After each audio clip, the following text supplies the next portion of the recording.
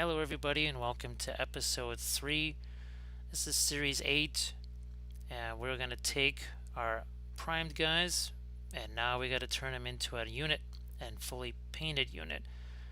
Now the sound's going to be a little bit interesting on this because I had to record this after the fact. For whatever reason the microphone was doing weird things. But what we're going to do is we got to get the cloak, we got to get the armor, all of these effects, but we have to sort of set that stuff up. And what are we going to use? We're obviously going to be using our liner paints. Gray and blue, well, you're going to see an awful lot of that on the armor. It makes sense because we want that down in our shadows. We got our sepia brown and red liner that we're going to use mostly on the bases. Now, we're also going to use, you see these all the time. These are my off-whites. The maggot white, the maiden flesh, that's just pretty much part of every single episode. But here, this will be interesting. You're going to see pretty much the full range of the Reaper clear paints. I mean, we're painting the whole rainbow, so we're going to use the rainbow of clear paints. Green, blue, purple, red, yellow, going to see them all.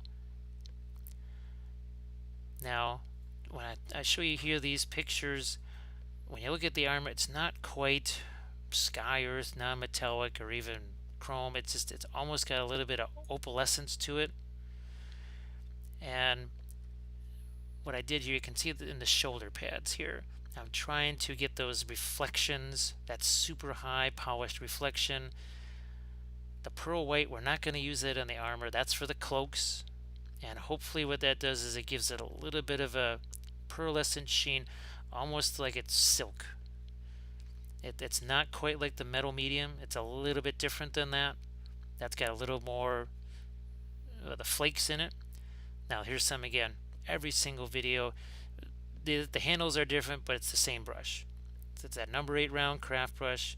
The one on the right, a pristine one. The one on the left here, see how it's a little more worn down. It's got that filbert shape, but when we rotate it around, it's got the same kind of point, look at that, as our pristine one. That's going to be really critical, especially when we're working on our robes, because we're gonna need some of those soft transitions. We're going to need to apply the paint pretty rapidly. Now we're going to be taking some of the paint away with our makeup sponges. These are obviously kind of like cheek face sponges or whatever. We also have some smaller ones, more like eye shadow type sponges. We're also going to be painting at least the initial glazes and shaded base coats on our movement tray. And that's where we're going to get into even a bigger brush there. We've got a number 12 round craft brush that we're going to use for that. Because what we eventually have to set up, and we're not going to deal too much with this in this episode, but in the next couple episodes here where we've got that reddish gold stuff going on in the design, we're going to be doing that on the movement tray also. But first, we have to get down and dirty with this and pretty much everything else. So we've got our movement tray that we're going to be working on. We have all the bases that we're going to do. We're going to start out, like I said, here's that big old number 12 round. I got that from Hobby Lobby also. It comes in a set of 5 different sizes, I think. So what we have to do, we're going to start out, we're going to hit our metal with the gray and purple liner, and we're going to hit the bases with the brown and sepia liner, and we're going to get up to that next. So be ready for lots of glazing, lots of mopping up of paint. It's gonna start getting messy, and we'll be right back with that in just a second.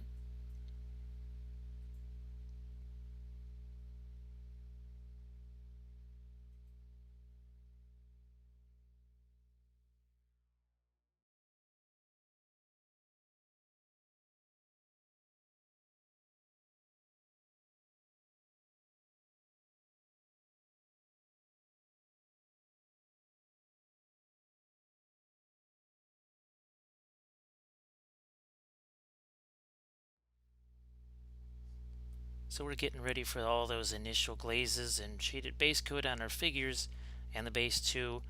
Now I realize that's what this episode is called, but we're going to get our glazes and our makeup sponge, and we're going to get down into putting some really tasty washes on our miniature. I took the liberty of chopping up some of the sponges because I think you've seen me do it in the past, and it saves a little bit of time when I'm going to be using up this many sponges. Now the lineup is the same as usual: gray liner, brown liner, blue liner, sepia liner, and all I'm using is water. I think once you see enough of these series here, you're going to realize that, yeah, it makes sense to just use water instead of flow improver and drying extender, all those different mediums. Yes, you can get those in bulk, Michael's, Hobby Lobby, Amazon, but these days I'm just using water. I think maybe it's the watercolor training that kind of keeps coming back. What you're going to see is a mix of gray liner and now blue liner, and I'm going to bounce back and forth on those on all the figures. Now I do try to use certain points of the figure, I don't know, as a stopping point, almost like a dam, instead of just kind of going across the whole thing. Prevents a couple things. It prevents the stuff from sort of running all over the place, but it's a little more controlled type thing. So because I have to go back in with those sponges, wipe some of this away. And if I just got big old puddles all over the place, well, the sponges are just going to get full that much faster. But it's really important to mix back and forth. So I could just go back to the gray, back to the blue, with all that on there. Now I can take my sponges, I can wipe away some of it, and what it leaves behind in some places a bluish gray tint. Some places it's going to leave more of a warm gray. And when I hold up one of the primed figures next to this, you'll see right away it gives you something more in those shadow areas.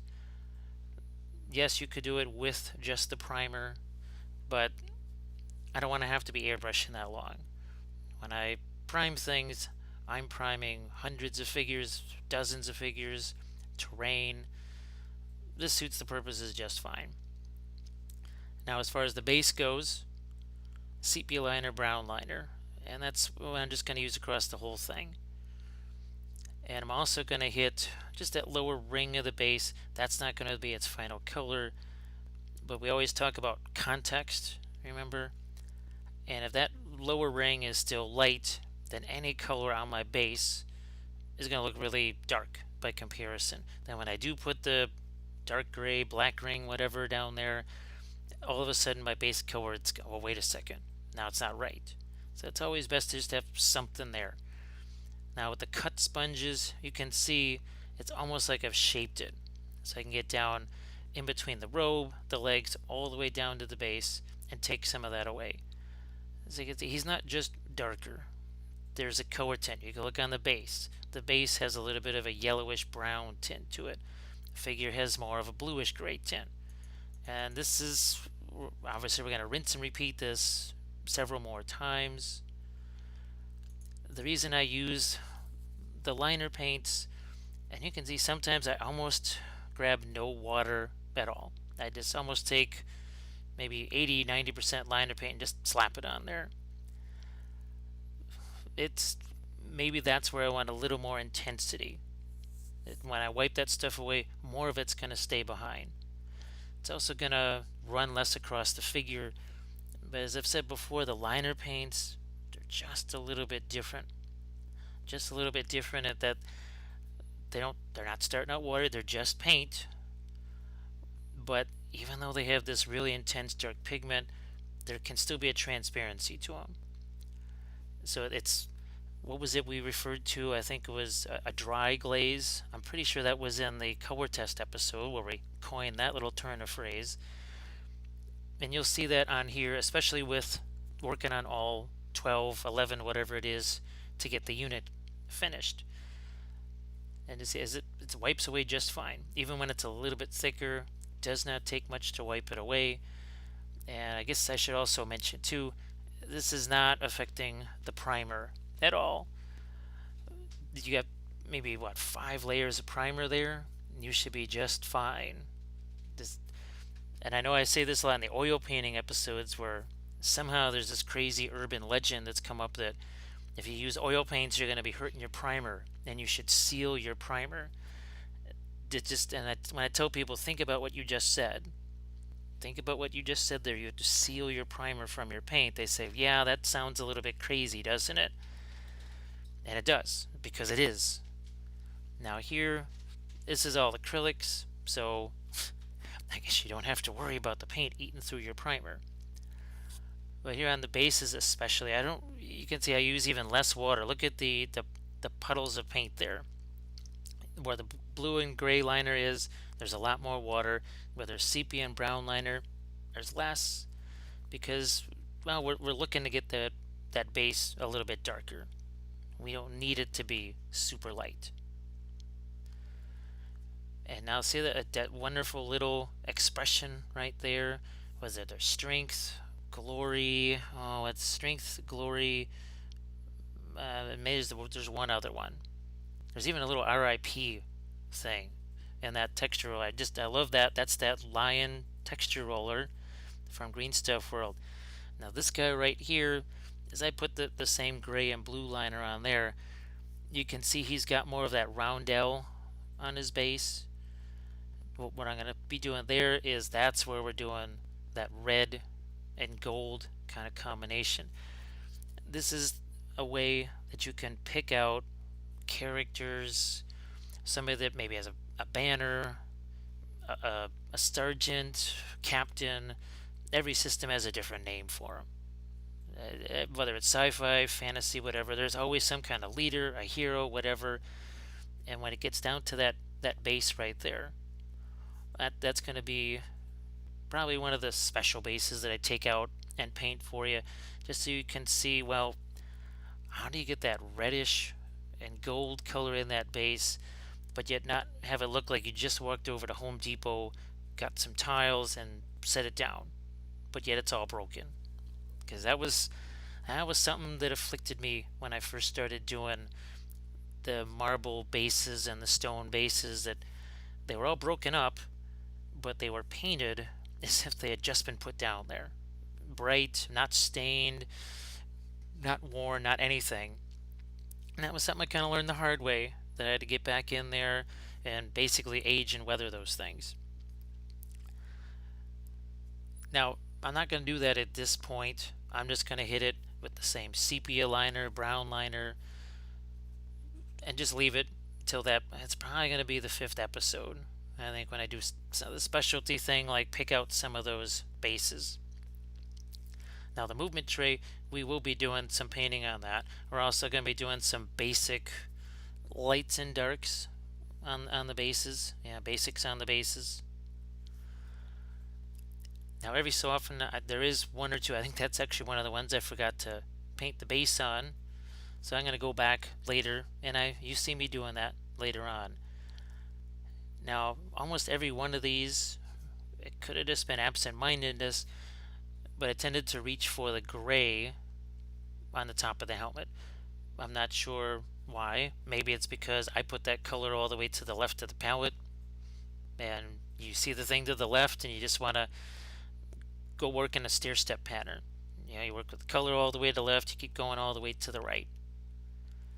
But there's plenty of blue liner that gets in there, and as you saw on the color test, not a lot of this ends up showing through in the final result. Some of it does, and that's why we're messing around with these initial glazes like this. There's also a lot of filigree on the armor, that star shape and all the curlicues and such. It's really best to get those in and shaded early on. You can go back in there with those lighter glazes we talked about, those semi-opaque glazes. Those are really fun. Now I also have some stuff from Green Stuff World. I think they call them high intensity inks. They're not the kind of inks that are, what would you say, that are going to dry glossy. They don't dry glossy at all. I've tried them on a few things, and I could have used them here. I think there's a black, there's a couple of sepia, there's a brown, there's also a blue. I would have had to probably mix it with a brown to tone it down a little bit. I could have used those. It would be more like what I used to do, and for those of you that have seen the old painting pyramid videos, where I've got stuff like the secret weapon washes, and even the Vallejo. I think they call them glazes, not washes. I used to use those all the time. But even then, with the volume of figures I was painting, which is not even as intense as it is now, actually it's probably 1/3 of what it is now, I was going through it too fast. I was buying jugs of, literally actually big jugs of it, not the little 13, 17 milliliter bottles, but bottles the size of a cup of water. And these big old things, and I was running out of those. And I said, okay, this we're really chewing through this really fast. The liner paints, you just don't go through them as fast. They last longer. So I guess that's another thing too, because we talk about the currency of time. Well, there's the currency of supplies, and maybe you don't want to be spending $13, $14 on a big old jug of that stuff. You'd rather spend $3, $4 on that one jar of gray liner paint, because that'll probably go further in the end than that big old jug. Now, I guess the advantage of those other things like the high intensity inks, you don't necessarily have to wipe those away. Like where I'm taking the sponge and wiping some of that away, you don't really have to do that with those because they sort of settle down into the crevices by themselves, but they're also not as dark. It means you might have to apply them a second time. So they're costing a little bit more because you got to use more of them. And now applying a second layer is still going to be more time consuming than me, like right here. Just take the sponge, bang, bang, bang, it's done.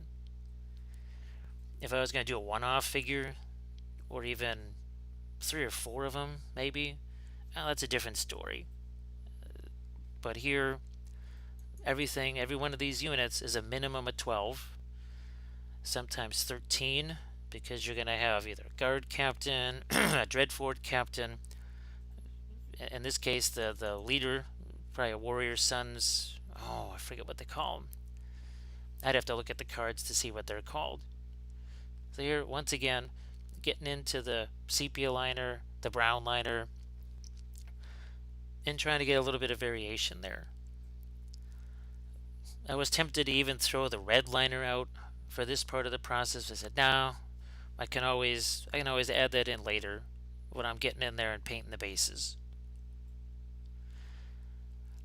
And like I said, this part of it, not using as much water, pretty much going straight ahead paint. Because when I wipe this away, you can just see how much of that nice, rich, dark brown and tan is left behind. It just means that much less work further down the line. I gotta get me some more of those makeup sponges, that second type that you saw there, because I'm almost out. And I think I used a dozen more just over the course of this episode. They're pretty efficient. They take away an awful lot of the excess paint, but see what they leave behind. That right there, I'd have to go in and either paint that in later on or do additional glazes. No, now it's just there. I don't have to worry about it anymore. It's just that part of it's done. Once that dries, all I have to do is go over the top of it. You can see how that sponge gets through the legs, doesn't get into the feet or anything like that, doesn't hit the cloak. And I just working my way through. Once again, I grab the gray liner, just force a habit maybe, not quite sure why, but I always make sure I get back into the blue liner. Another thing you can see is that I haven't gone in and really put that much additional water into there. I used to, and I'm going to keep referring back to a lot of the painting pyramid videos here. When you see those, the initial glazes were way more wet than these, far more runny. These are just a little less so. They're more straight up paint, because while I was using a couple of the liner paints, some of them had brought back. So sepia liner, that basically didn't exist when I was doing the initial painting pyramid videos. I think brown, gray, and blue, those are the only ones that had survived. They brought back red liner, green liner. You've seen me use those. in other episodes. The one that they haven't brought back yet is the Violent liner, and I really like that one, but I think it was just okay. It's so close to the red liner. And this is another thing too, I suppose, as you're doing units and you're gonna have to match things later on. Maybe it's best to find colors that you know are going to be around for a while. And I just wanted to show you here how that other type of sponge worked.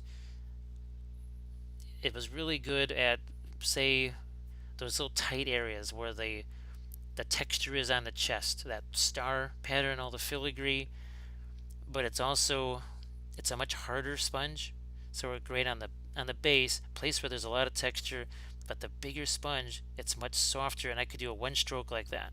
If I tried to use the harder makeup liners, that probably for not eyeliner, but your eye, in between your eyebrows and eyelashes, that's just too hard. And I've just found out the hard way, ironically enough, that it just takes too much paint away. You're better off having both of those. Once again, see, that's going to work really well on the base.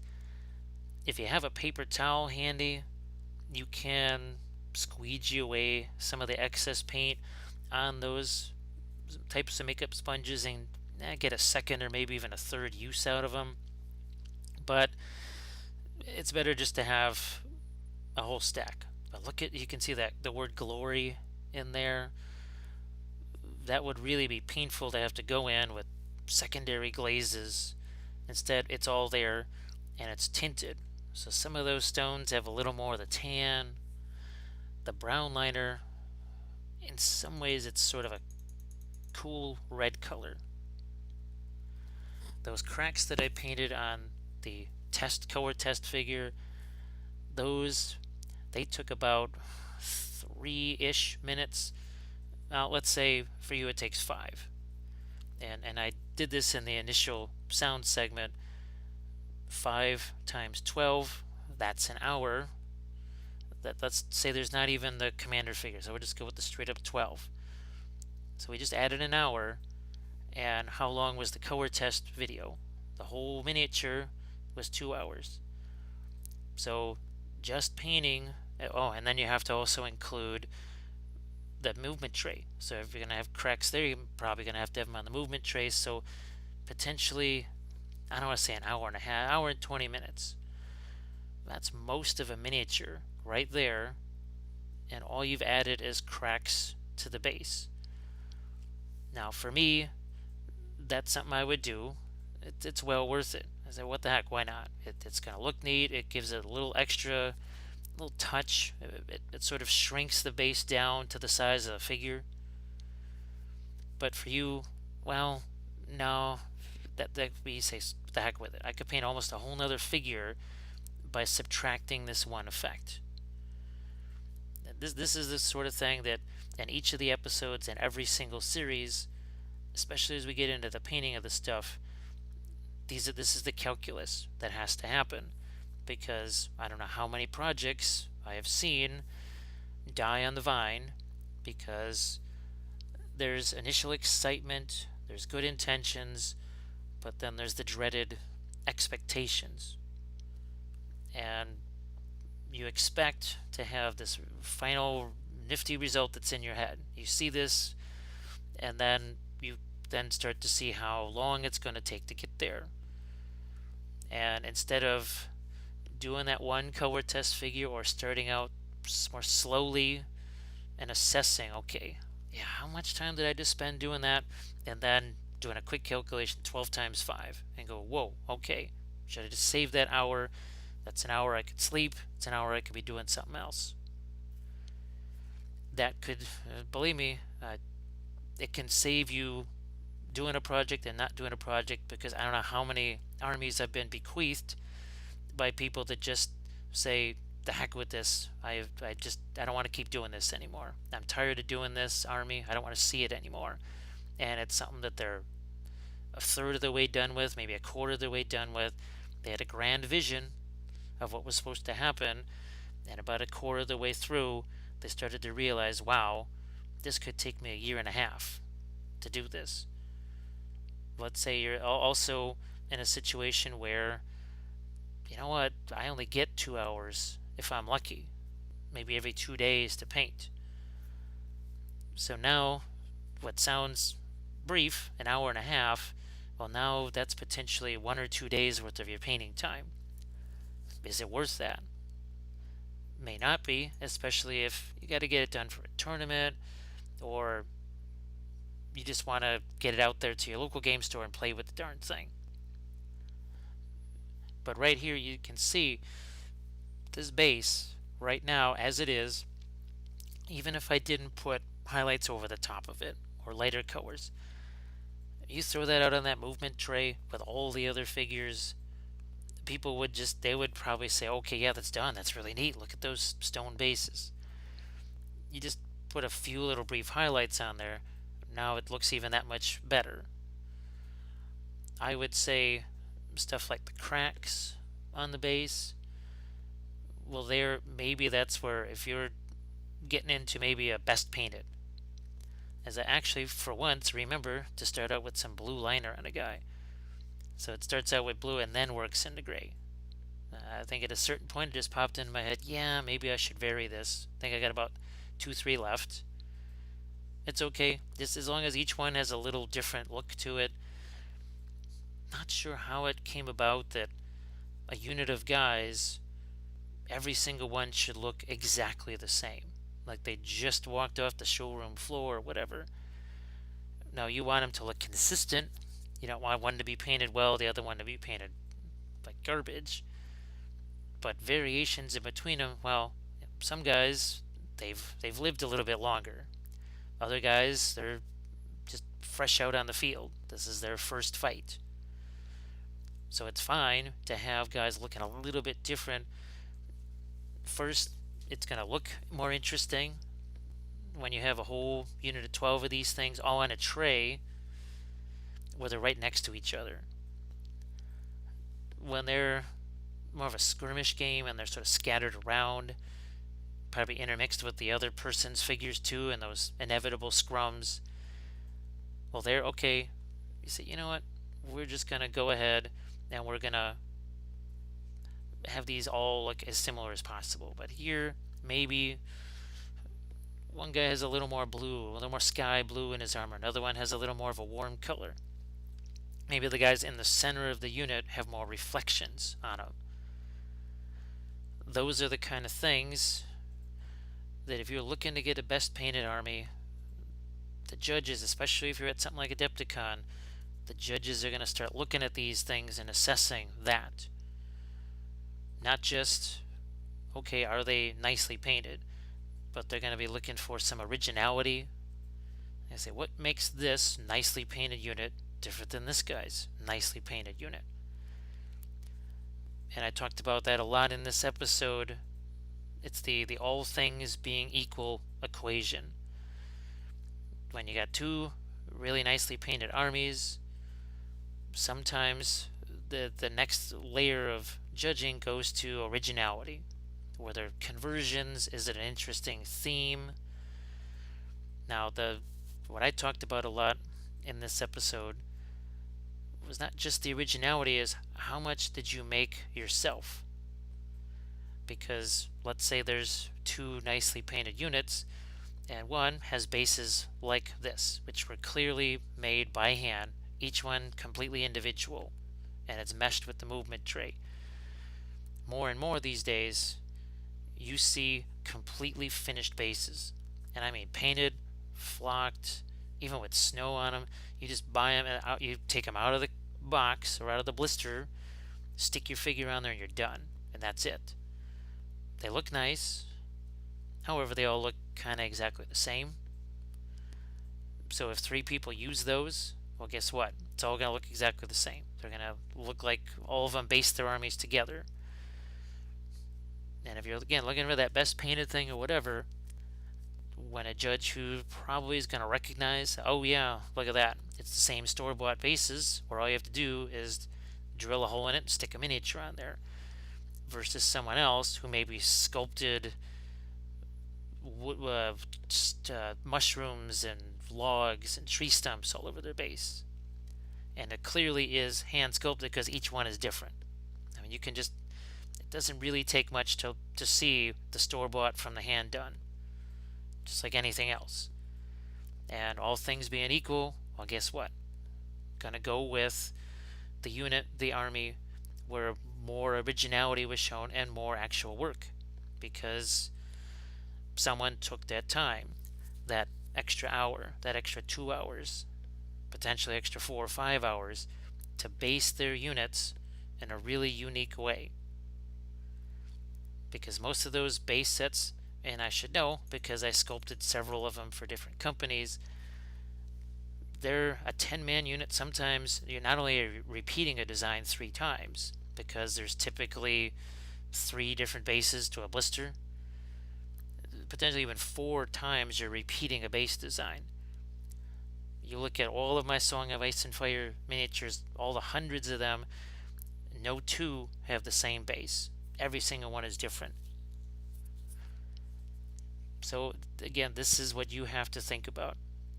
If you don't have time for that, or you don't have the desire to do it, there's no problem there. But if you're expecting, because I know, because there are people that have asked us, they said, hey, I want to be able to get a best painted. Basically, they wanted the best painted award without having to do that extra work. And I said, sorry, there's no shortcuts for that. You want something special like that, you have to do something special. And the judges will see, okay, this is really nice, but it's not like this other guy who definitely took that extra time, went that extra mile. So you want the reward, you have to put in the pain. And that's sort of how it goes. I know that sort of irritates some folks that they have to think of it that way, but it's fair to the people that do go in and roll out that Sculpey clay, break up all those little pieces, try and find just the right spot for, around this guy's feet right here, or even saw him off the base so that you can do the roundel, and then take all those little pieces like we did in the first episode and scatter those in between the miniatures. Now, I know I'm not necessarily talking a lot about the actual painting of things. Well, you can see what I'm doing. I'm taking the blue liner, the gray liner, and doing the same thing over and over. This is pretty much the one time where I can just interject a few of these things, like this idea of originality, and also say, okay, how much time is this going to take? Because when you think this is a 2-ish, probably almost a 2 1/4, 2 hour, 20-minute episode, and now we did hit the movement tray, and we're obviously getting some nice pre-shading here on the figures, working on the robes. Yeah, that'll get them enough to at least look a little bit better on the table. Certainly better than just, well, red plastic or just primed gray, whatever. But there's still 2 more episodes after this. So that's where you think, okay, the rainbow cloaks, yes, it says it in the Wikipedia, says it, everything in the story says they had rainbow cloaks, they're almost like silk. Well, maybe you just don't do that. You just kind of say, all right, fine, we're just going to do the red cloaks. And guess what? The red cloaks with that little bit of freehand pattern would look just fine. You could even, if you don't want to do the non-metallic stuff, you could hit these with your metallic paint and do some blue and gray glazes over the top, and it would look reasonably shiny. Of course, if you use the metal medium and you mix it with your glazes, that might even make it look more shiny. You can see here, every so often I turn to one of the harder sponges. I'm just looking to pop out some more lights, because each one of these poses is a little bit different, and it runs the same through every single set. You have 3 different poses, 4 of each, and if there is some kind of a leader, captain type figure, he's got a slightly different pose, which means that's why we based him a little bit differently. If there's 4 of one pose. Well, one of them was chopped off completely to be put on a roundel. Another one was left on his base so that their heights are a little bit different. And some of them will get a little bit maybe more grayish in their shadows, a little more blue in their shadows. And now that we're pretty much, I think we're on our last couple of figures here. Speaking of those rainbow robes, that's what we're going to tackle next. Actually, no, we're going to be doing the movement tray next. That's right. So sorry. We're going to use that big old number 12 round brush. And we'll take basically the same colors here. I think we might even throw out a tiny bit of red liner, but it's mostly going to be brown and sepia liner. And we'll also talk about what you do with those empty slots. Because you can see here this guy with his base, I mean, that just looks really, look at all that filigree right there. Unfortunately, when they die, which they tend to do pretty fast, they're replaced by nothing. So we're going to talk about that too as we paint the movement tray. Also, while the movement tray is painted, this stuff gets a chance to dry. And I think that was the assessment, is we should let this stuff dry, move on to the next thing. So we'll see you in just a bit as we get out some more liner paints and work on our bases.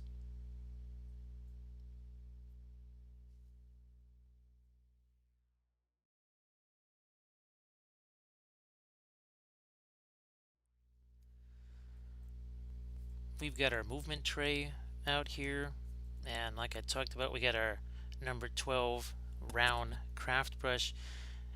That's something that I also got at Hobby Lobby. It comes in that set of 6. Now look at see how that just fans out, that huge splay of bristles right there. Well, you can imagine how much of the liner paint that's going to hold. And just like I did on the regular bases, I'm going to load up on brown liner, a little bit of sepia liner.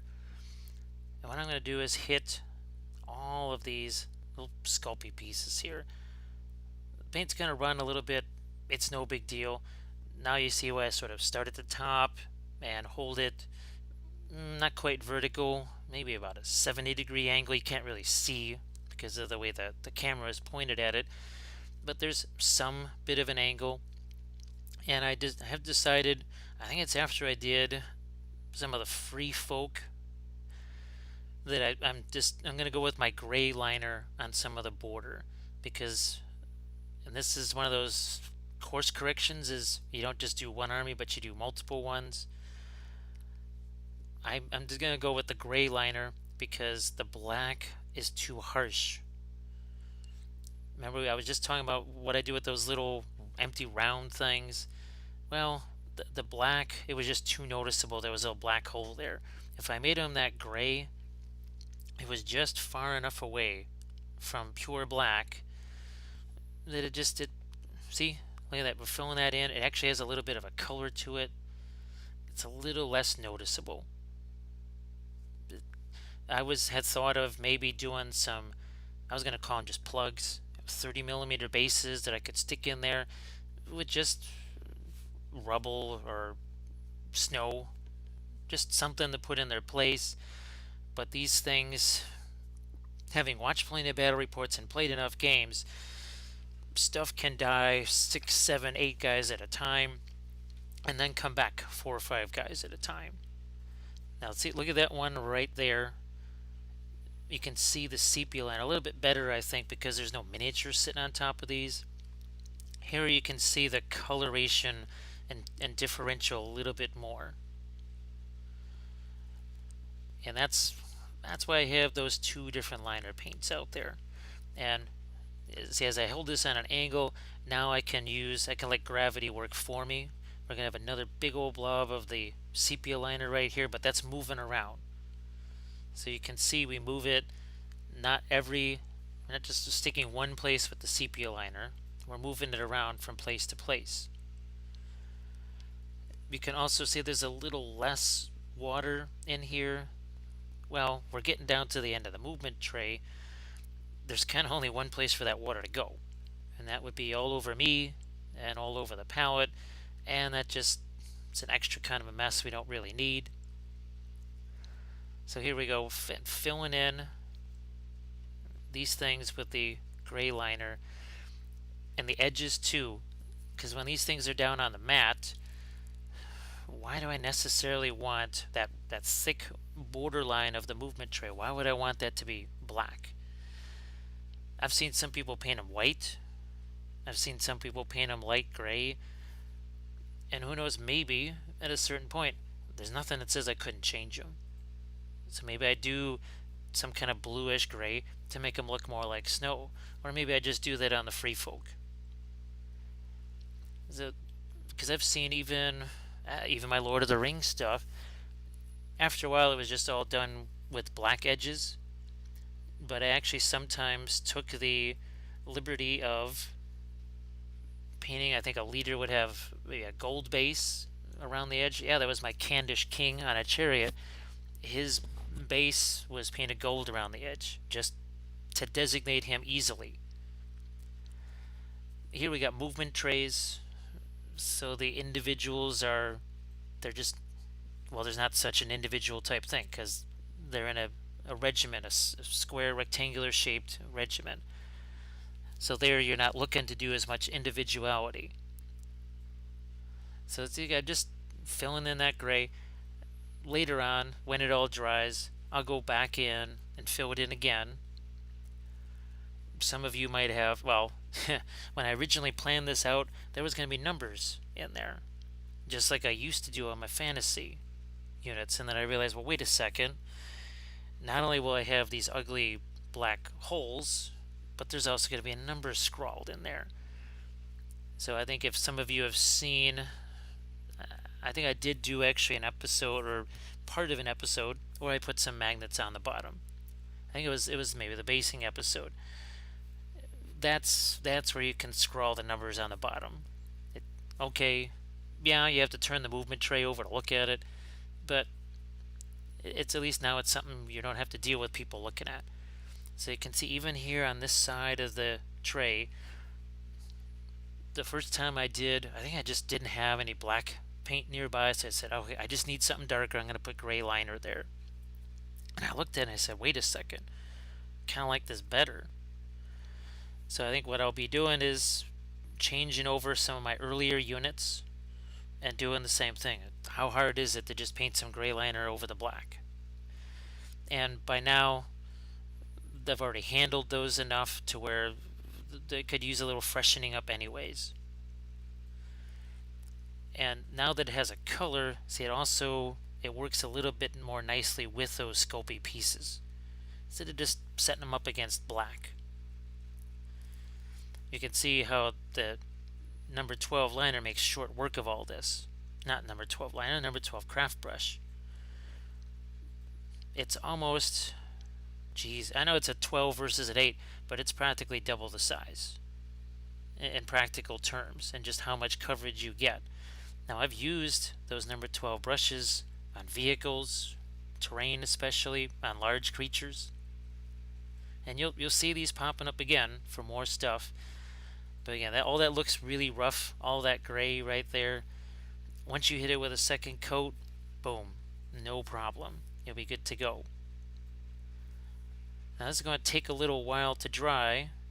So as this thing dries, that's where I go back in, take the miniatures, throw out some mostly maiden flesh. We'll use a majority of that, but we'll actually throw out some that sort of cooler off-white color. Now those brushes there, I had forgotten to talk about them in the initial phase. See that little brand down there, that Treehouse Studios? I've been meaning to actually do some Google searches on that to see if I can get those more in bulk instead of going to Hobby Lobby every time I need them. And I end up needing a lot of them for classes. So out comes the maiden flesh, and then we'll throw maybe a cooler kind of greenish blue. It's basically the same color that we're going to be using for the metals, and that's it. And I think that was the mint green. Remember I showed you in the color test episode about 4 jars that looked pretty darn similar? It was what, jade green, there was another type of blue, ghostly blue or something like that. They all kind of looked the same. And as I throw the sepia liner out there, some fresh sepia liner, instead of, say, finding some, what would you say, light tan, why wouldn't I just take the same sepia liner that we did with all those glazes and then mix it with the maiden flesh? So as I mix that together, you're going to see, oh look, it's a really nice tan, but it's going to be in harmony. It's going to be in harmony with all of those darks that we just threw in there. And that's important, especially, I mean, color harmony is always important, but geez, it's especially important now where you've got reflective armor, highly reflective armor like this. These skulls, I think there was about 5 or 6 skulls between the bases and the movement tray, and there's always that expectation. People expect skulls to be sort of bleached white, and sometimes you just got to give the people what they want. In reality, skulls usually tend to be more stained and they almost turn black. Well, whatever. That happens. So here we go. See, look at that, where you got that word, the strength word. We're going to change it up a little bit. We're taking some gray liner. We're taking a little bit of that blue. And we're going to give it a slightly different color. You can see it right there on my thumb. And as I paint it here, you look at this from 3 feet away, 4 or 5 feet especially, it's going to look gray. But when you pick that figure up, or when you look close enough, you'll see the difference in those stone colors. Some are more bluish or greenish gray, and then others are going to be more tan. You could even take just the maiden flesh, mix it with the brown liner. Now you'll get a different color gray. Speaking of the color unity and the color harmony, even at this early stage, I have the color there. Why not start thinking about reflections? Where are those going to be? They're going to be on the underside of the sword blade. They're going to be especially on the legs, anything that faces down towards the ground. And that's, well, what is sky, earth, non-metallic? You paint some of the sky, you paint some of the earth. We're painting the earth part of the sky earth. So let's incorporate some of those same colors while we're thinking of it, while we're here, instead of later on going, oh gee, I forgot to reflect the base color onto the miniature. We're just doing it now. And I do it on almost every single sword. You can see here I'm trying to get on the underside of his leg, because all of that is armor. And even just non-shiny armor, just sort of metal, even burnished metal, even that is going to have reflections on it. Cloth has reflections. Nowhere near chrome armor or steel or polished steel, obviously. Still there. And even here, as I work on this base, and you can already start to see where there's a difference in between one stone and the next. Now I'm not going to take this as far as we did with Series 7 with the Morgul Knights, where I think we were using some pinks, we were using some greens, because it was a classic sort of cobblestone flagstone, and there you get far more variation in the colors from one to the next. But I think you can tell too that I'm also using a brush that's a little more worn down, so I get more of a filbert effect out of it. And that's important here because we want a brush that's soft. See, I also spread out the brush. Look at that. Look at that tip right there. That's a chisel edge tip, and it means I have a lot of control. You think, bigger the brush, the less control you have. That's not the case. So I can even paint parts of the skull with that, because I've got that chisel edge. And I know I don't often mention it, but I think in this episode I mention it a lot.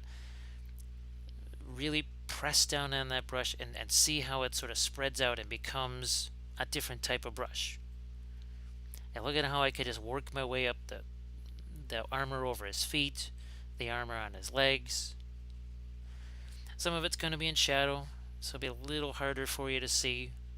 It's the nature of some of the figures. It's just how it goes.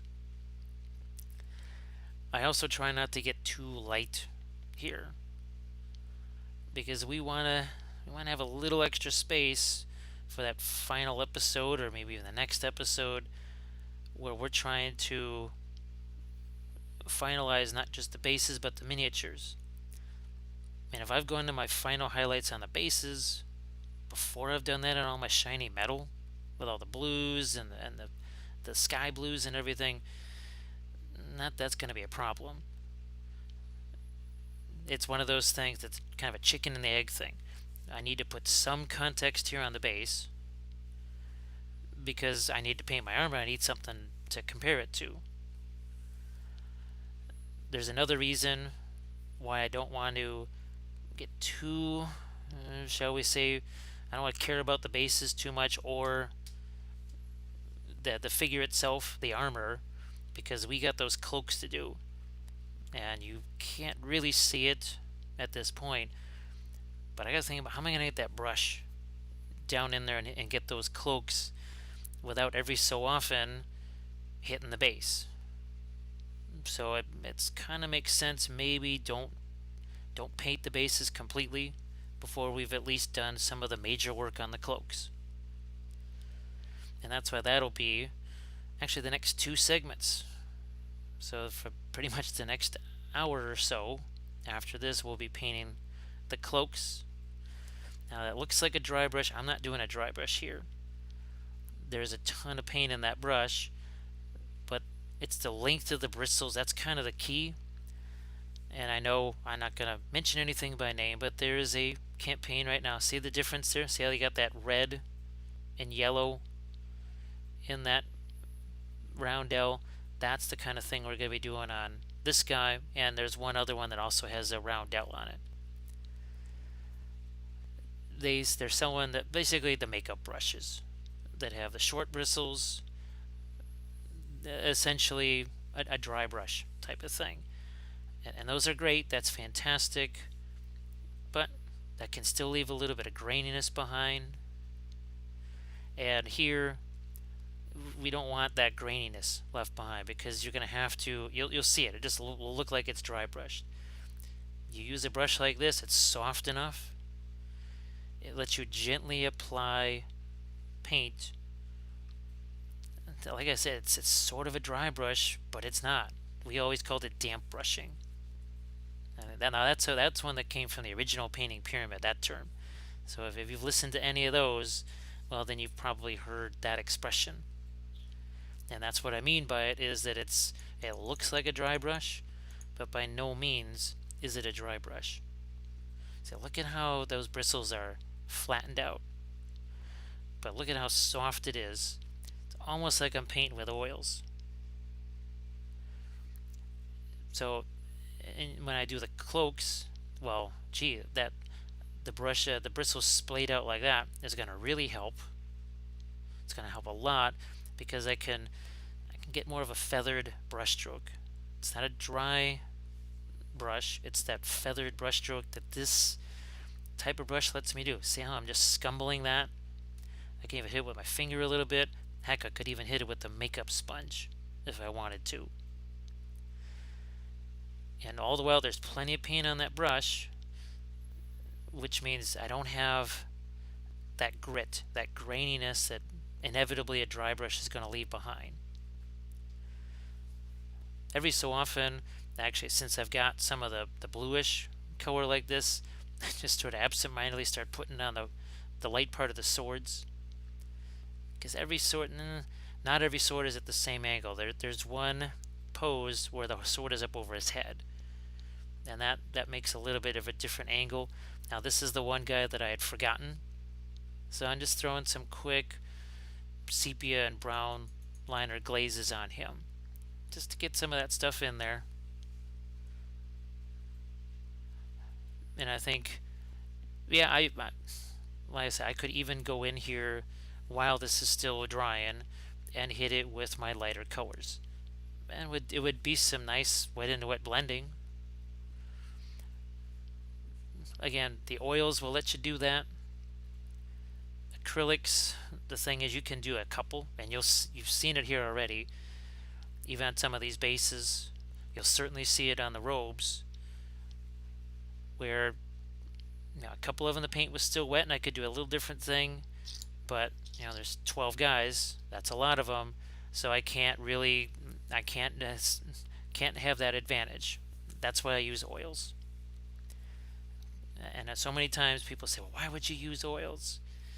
That's one of the huge advantages of oil paints, because I could work on all 12 of these guys, and I know that the brushstroke I put on number 1 is certainly still going to be wet by the time I circle all the way back around to number 1.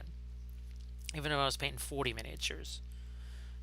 The next day, not so much.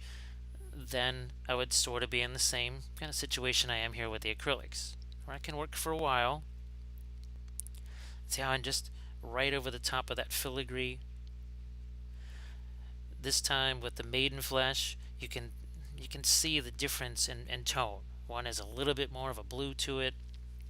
The other has just that warmer pinkish tone. When it's mixed with the sepia liner, it gets a little less pink, and now it's a little more tan. And it's a generic tan color. It's not that I don't have jars of tan paint. I do. But do I really want to be hauling all these colors around? So let's say you're going to paint these things at the game store. Do you want to have to haul around 100 bottles of paint? Or, like I did at Little Wars, you grab 20. And that's every single color you're ever going to need. And when I took them to Little Wars, I used maybe 12 out of those 20.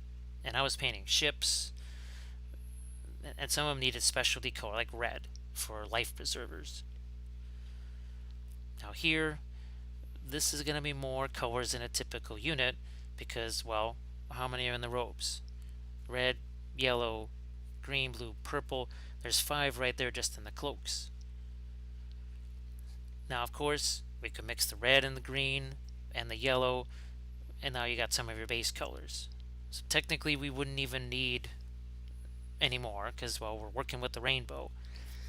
But just for convenience sake, instead of having to, say, mix the clear blue with some of the clear purple and some of the clear green to make a more muted steel color, well, we're just going to use the jar of, I think that's probably going to be the jade. No, that was the mint blue or mint green. I think won't be using that one a lot. It's fun. I like it. I didn't even realize that I had a couple other jars that looked very similar to it. And sometimes I'll just use a different one. And see, we're going with that bluish color again. Right in there. Now it's covered up by the miniature here a little bit. That's another little fun thing. I don't know if you can see it. There's a little cross right there. And actually it says RIP on there. That was a fun little extra touch that they threw in there on that base. But actually, just as I see that word strength right there and such, I'm reminded that I also took, and Green Stuff World sells these, they're basically pieces of lion statuary. And I took 5 of those, and I think I took 32mm bases. They're roughly the size of the objective markers. Made myself some objectives. And people, even last night I was having to explain to people, well, these might only be on the board for 2 minutes before a bunch of cavalry units run on top of those objectives. But sometimes there's objectives that don't have somebody standing on them. Terry and I, we played a game. There was a couple of objectives that took 2-3 turns for somebody to get to them. Or there were objectives where somebody was knocked off of it. From a visual standpoint, yes, looks nicer, but now it's just easier to see than a counter. In a game where there's tons of counters laying on the board, and I mean a lot of counters, going more 3-dimensional with it, it's the same reason why I'm doing the activation banners. because an activation token looks just like all the other tokens. So see how I'm not highlighting that equally all across that. I leave part of it some of the original gray. And I go right back in, underside of the sword that's facing the ground. Like I said, we'll probably paint over a good portion of that when the time comes.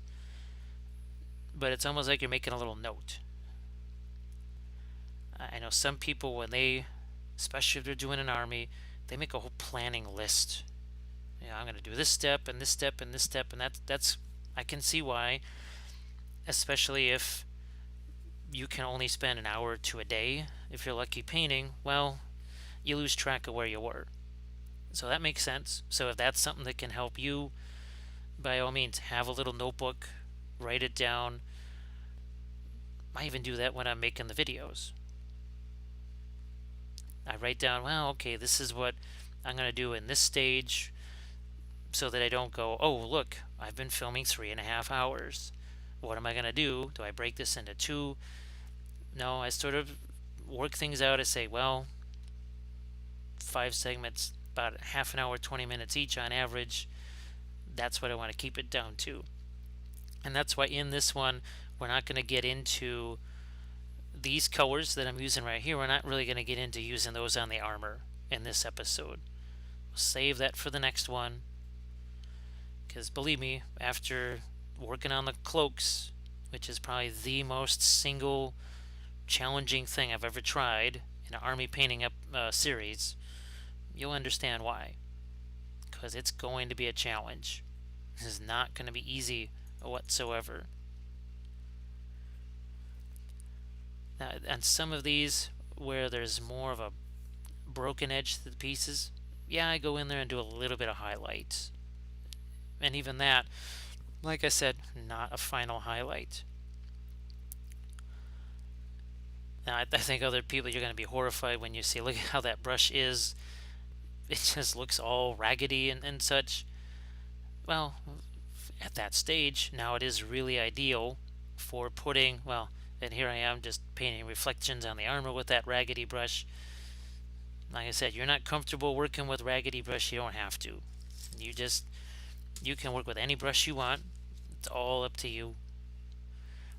This is not, I try not to, you must do this in this order or else. My goal is to actually give you some options. You could try this. Here's the advantage of it. If that doesn't work for you, now see right there? See, I just took the maiden flesh and mixed it with the brown liner. This is where it turns almost a little bit on the pinkish side. Why am I doing that? I just a little more variety. That's all. That's all I'm after, is just a little bit of variety. And when it comes to choices, snow. And all I kept thinking is how my first unit, the Halberds, well, those have a little bit of snow on them.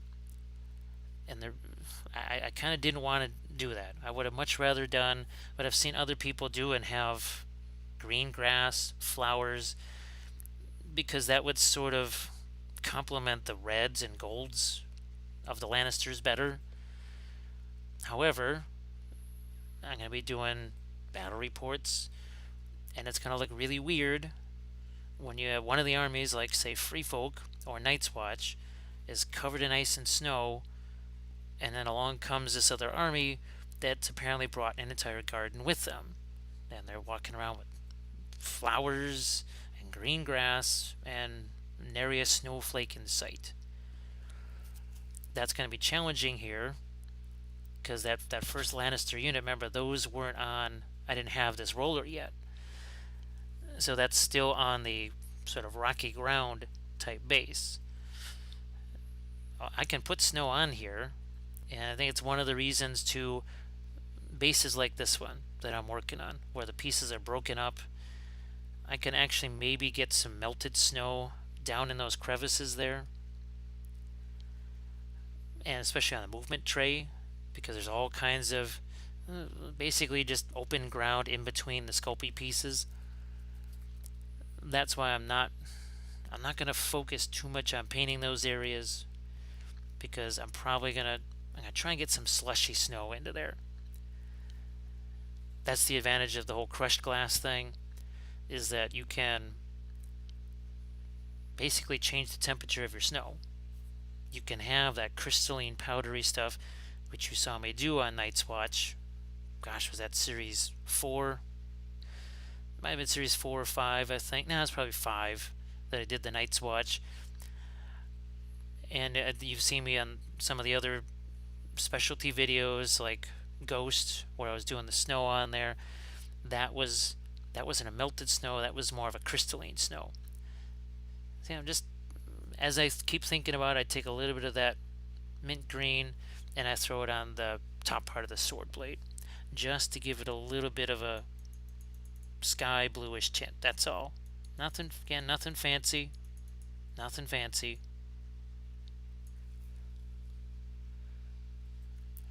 So here, yeah, I'm going back into the sepia line. I also didn't want to forget about that. Going in here, putting some of that on the skull. What's fun actually is in the recesses of the skull, where it's more of a mid-tone type thing. Actually, a greenish gray sometimes is fun in there. It makes that skull look a little bit less like it's, I don't know, fresh out of a physiology lab or something. It looks like it's been there a while. So I'm just throwing out some more of the sepia liner here because like I said, I wanted to get more of a tan. And on some of these, we were doing one stone, one color, another stone, another. On some of these, I actually start then on some of the bigger stones. Part of the stone is more of a bluish gray. Part of the stone is a little more of the sepia liner, the tan mix on it. So on a base like this, maybe I put very little snow. And it makes sense too when you've got something like this movement tray here. Yeah, you wouldn't necessarily have snow piling up on these marble pieces or stone pieces that we're painting. It would, just like in the sidewalks, when it first starts to snow, where does it accumulate? In the cracks. Usually the sidewalk itself is one of the last places where it accumulates. So we'll do that same thing here. And you can see we have plenty of open areas in between these Sculpey blocks. Now, what I will do is, not just like with the bases, I'm not going to get 100% into my lights or whatever, because I also want to get the miniatures off of there when it comes that time, probably in the 5th episode. Take them off of the dead paint jars, get them on the movement tray, and see, okay, yeah, on the movement tray, I painted one of those sort of on the pinkish side, but all of the bases around it have more bluish stones in that area. Well, okay, I'll shift it. I'll make a change. It's not that big a deal. And you can see how raggedy the brush is here. But now it's not quite as raggedy as I put some fresh paint in there and essentially reshape the brush on the palette.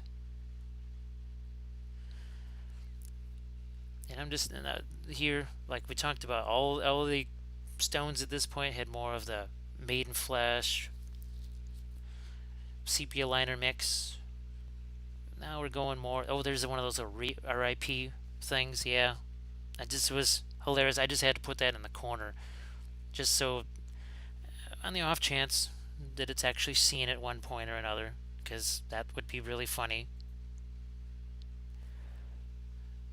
Now I will see over parts like this where there's more of that filigree.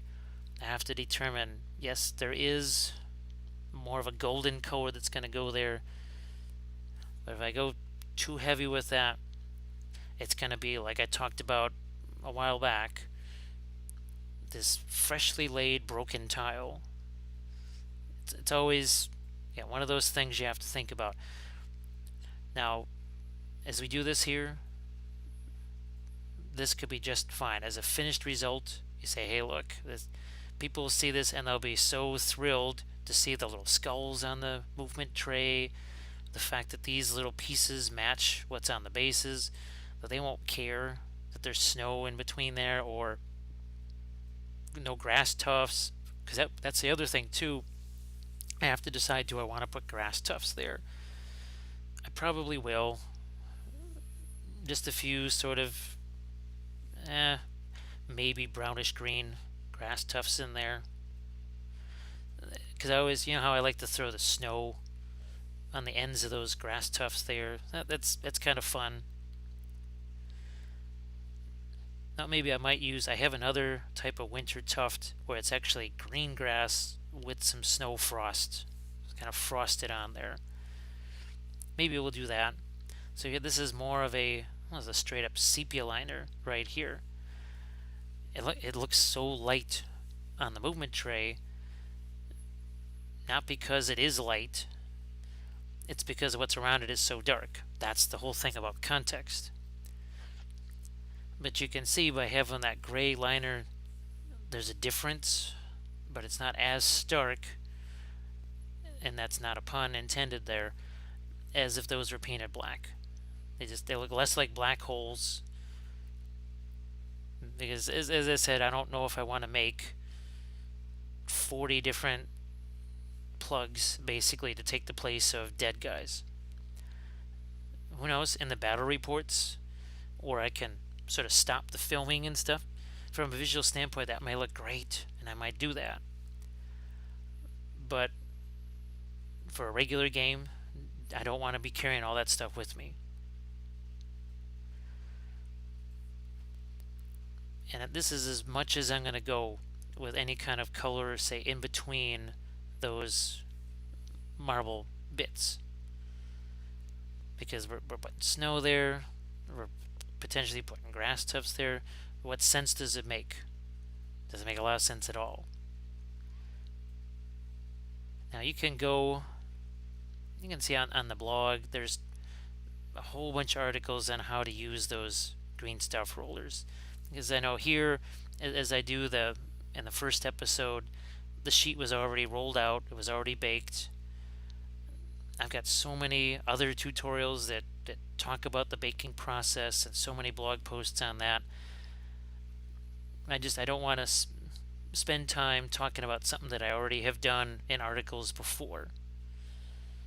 And once you get the hang of baking the Sculpey, it's like riding a bike, you always know how to bake Sculpey. I will say, always be sure to do some test bakes. Don't use a cookie sheet. Do not use it because those bend. And they also heat your Sculpey up much more than you want it to be heated up. So what we're going to do now, we're going to throw some of those clear paints out on the palette, and we're going to get to our robes.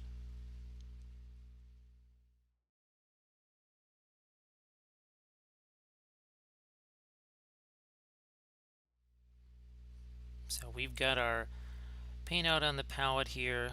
I'm going to throw out some of the clear purple, blue, green, red, yellow. There's also that prototype orange that you've seen, not just in this episode, but also the Easterling episode. You can see I've got the pearl white out there, and we're going to mix a little bit of that in with each of these colors. Not a lot. And you see just enough. Now it doesn't really turn it pink. The metal medium, which is a little more intense, that would give the red a little bit more of a pinkish tone. And the most important thing to remember at this stage of the robes is not about creating this smooth transition from the red to the yellow to the green to the blue to the purple. It's about figuring out, well, how far does the red go? It's not as basic as just throwing a stripe of red and a stripe of yellow next to it. It's a little more than that. But when I did the initial test figure, oh my goodness, the yellow went 2/3 of the way through the cloak, and I had to make a complete adjustment on that. and I don't want to have to do that 12 times. So what I'm going to do here is just go through on each of the guys, do my red first, and then throw in the yellow. If I can do a little bit of wet blending at the time, I do. I also try and throw some kind of reflection onto the armor. Now, in the case of these robes, it's sort of a double reason why we've got to get either red or blue, whatever it is, onto the armor. Because if we're trying to make these things somewhat translucent, the light shines through, and now it's essentially filtering through that color onto whatever part of the miniature.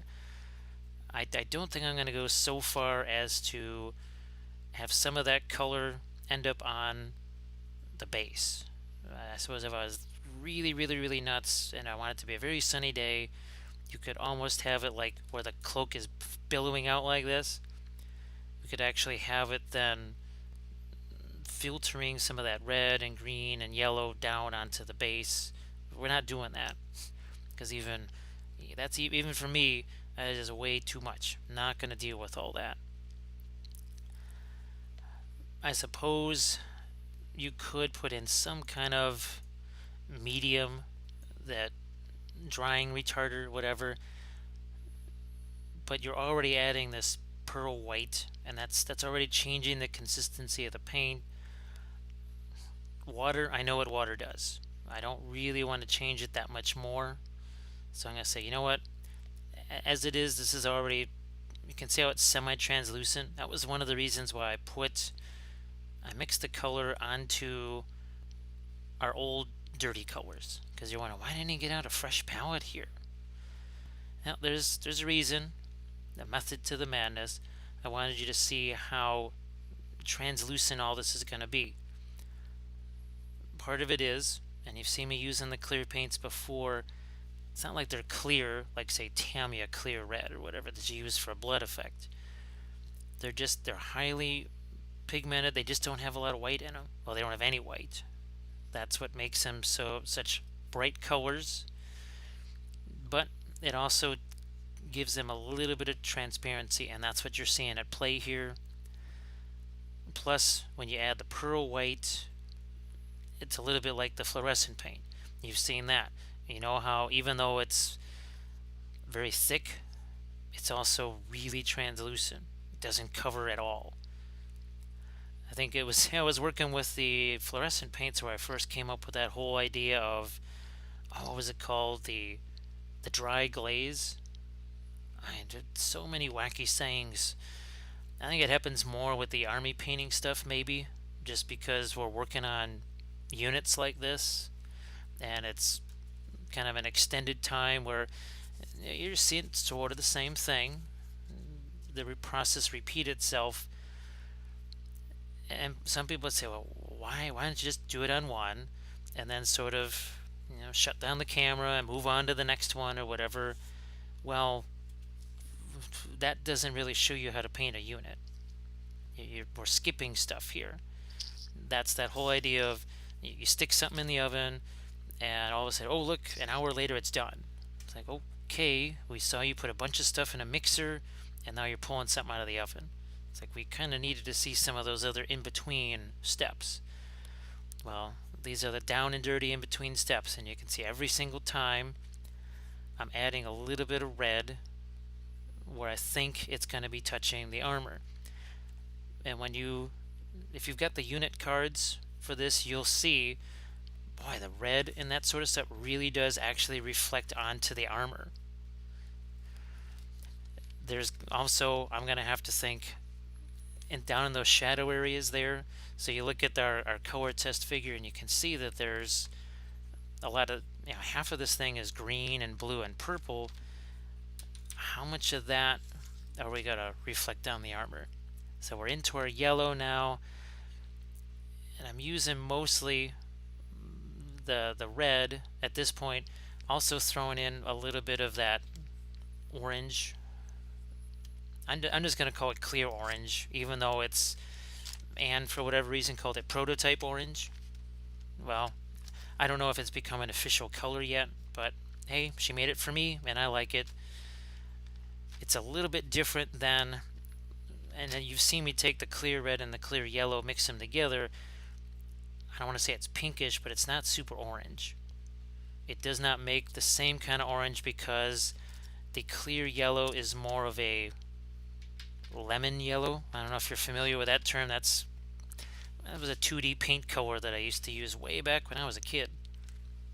And that was always a color I always wanted, that color, and kind of begged for it. But see how we're, in some cases, things are wet enough to blend. Depends on which one of these I grab. If I grab one that I just did the red on, well, it's going to be maybe wet enough to do a little wet blending, but that's not the focus here. We're not trying to really blend anything. We're just trying to figure out where all these colors are supposed to go. Because it's really tempting, because what's weird is mixing the red to the yellow or blending that is actually harder than, say, green through purple. And it kind of doesn't make sense. The difference is the yellow is so light. The green, the purple, and the blue, they're, as far as level of light or dark goes, they're kind of similar. But think about it, that red to the yellow, that's several steps on the value scale, if you want to call it that. Whereas green to blue, they're pretty much the same step. They're just, you're changing the hue a little bit, you're not changing the value. And that's why we're sort of taking our time here and laying out each stripe of these, because if I need to make a modification, I would much rather push the yellow farther away or the green further one way or another than if I tried to blend all this stuff. And that would be a nightmare. Having 12 guys and having to make adjustments to it every single time. So we're basically trying to save ourselves a little bit of pain later on. Now, oil paint wise, let's say I'm trying to do this in oils. Well, I'd have to, they do make pearlescent stuff in oils. It would be super easy. Now let's say you have, like me, you have all the oil paints. Maybe you paint the armor, you made everything else in acrylics. You could, in theory, just paint the robes in oils. It could make it a lot faster. In fact, I know it would make it faster. And I may do that more so just to show you it can be done rather than you have to do it. But I didn't want to get into two different mediums on the same unit just yet. Maybe by the time we're into Series 10, we're going to start doing that. But look at how this brush, it just lets me, and even on the swords, all the ones where they're holding this sword over their head, I'm going to have to think about reflecting at least the orange, green, blue. Yeah, it's hard to see here what the way the camera is, and you can see I'm grabbing every single one of the swords over their head and going, oh, I better make a mental note of this right now. I don't want to forget. Now the advantages too of this, where it doesn't really cover quite well, is that you have a little bit less of an edge.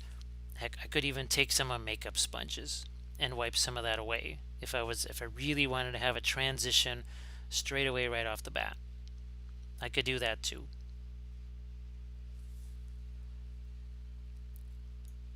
But I want, you see how there's that right here, there's a little bit of grayishness left behind. That's helpful because we don't want this to be like it's a really thick, non-transparent cloak. Now this is, see, I'm doing that little bit of a scumbling routine right there. You can do that with our basically homemade filbert brush. So I can throw that down. Like I said, I could even take a makeup sponge, one of those sort of what would you call it? Eyeshadow. Maybe that's it. It's an eyeshadow brush.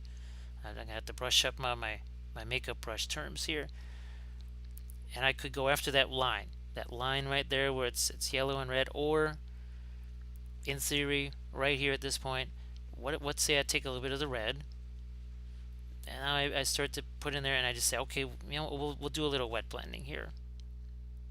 Why not? And you can see even just that, a few brush strokes, that's all it took to tone that down. Doesn't take a whole bunch. And at a certain stage, then I have to think, okay, I need to start thinking, where's that yellow gonna go? Now, on my second figure, on the color test figure, I had that pretty much where I wanted it to be. Essentially about halfway-ish down through the cloak is where the yellow extended to. You're also going to see the yellow expand further into the green, because that way I could just paint the green sort of over the top of it, instead of just, oh, the yellow ends here, boom, and there's this super hard line. No, we don't want to do that. We want to in effect, it's like overspraying. Just overpaint with the yellow a little bit, and then work the green on top of that. This cloak right here is one of the more expansive cloaks. The one with the sword over the head, that's a much tighter cloak. See this one here, I want to say this one is about 15-20% just wider, more spread out than the cloak of the guy with the sword over his head.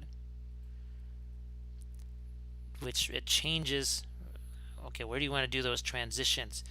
Where do these folds lie? So okay, I got this fold right here that I'm putting this yellow down into. Normally a fold is going to be darker. Now what you did see me do on the color test figure, that's where we went in and we actually tried to paint some of the armor color through that to give it some semblance of transparency. So look at how these brush strokes, if you do this and really work well with the pressure of that brush, and we do a little bit of scumbling, it's kind of blending itself already. Even though it's not wet into wet, it's wet over dry, it can still work. Now, because I've got the camera zoomed in, you can't see how I'm holding the brush. You can see it's a relaxed grip. It's something I cover more in the live classes because people can really see it there. But you have to have a relaxed grip on the brush. If I had that hands on the ferrule or fingers on the ferrule, that's that metal part. You see what you don't even see my fingers come into the screen. That's because they're somewhere upwards of a half an inch, 3/4 of an inch away from that metal ferrule part. As soon as you have your hands on that or your fingers, now it's like you're tapping out Morse code. That's not going to make it easy for these long flowing brush strokes on these robes. Yeah, see that's as close as my fingers are going to get to that ferrule. And it lets me do a much more relaxed, open brush stroke. And if you're going to be painting for several hours, again, another thing to consider. Another thing to consider is if you're really gripping that brush, as I say, I'm putting some, trying to remember putting the yellow there on the handle, or well, the handle and the blade of the sword. I'm going to get mighty tired. And I do this 8, 9, 10, 12, 20 hours a day. My hands I'd have some serious arthritis going on if I had that death grip on the brush and paint it as frequently as I do. Now see how the cloak here, it's a compressed shape. There's just less of it. There's those 3 main folds. Interestingly enough, the underside here it's a little bit easier to blend, but underneath, boy, when it comes time for me to do the green and the blue, I'm probably going to have to do some serious brush acrobatics there. And I'm certainly going to be hitting the armor. But hey, that's no big deal, because all we did was our initial glazes on that armor, and that's it. So I'm just going to keep working here, going more. See, I add a little bit more yellow each time, but I keep that orange around. It's always around, because this is the trickiest transition. I'm going to probably have to do the same thing with the green, or I have still plenty of the yellow out there, and I'll have to be mixing the yellow and green an awful lot too. Now this is one, you'll see some that are just where it's wet paint into really dry paint, because we got some seriously dry red paint there, and maybe I use the makeup sponge, or maybe I go in and grab a little bit of that red paint and work with that. Again, I gotta keep remembering on all of these. Yeah, there's 4 of them, because there's 4 of each pose. Have to remember to keep hitting that sword blade there, because if I don't, I can always add it later. It's no big deal, but I could potentially forget. You know, you're in the heat of the moment. You're doing all of these different steps and everything. Well, yeah, I think you want to not have to remember that sort of thing later on. Just, you know what, I got the yellow right now. I'm just going to throw it on there, make a mental note. That's my notebook. The figure is my notebook. So you can see we did take a little bit of the orange. Gonna try and do a little bit of blending here. We'll go into the red. Like I said, this is the reason why on that first one the yellow just kept creeping further and further to the right, is because it's not an easy transition. It's a difficult one. See, now we can go back into the red, and that's, watch here. Again, the hands are nowhere near the ferrule. I can do a relaxed brush stroke. It's a soft bristles. It's sort of blending itself now. Try and just let the paint do the work where possible. And I could have done this on every single one. What I was really trying to do is actually get you to see the difference.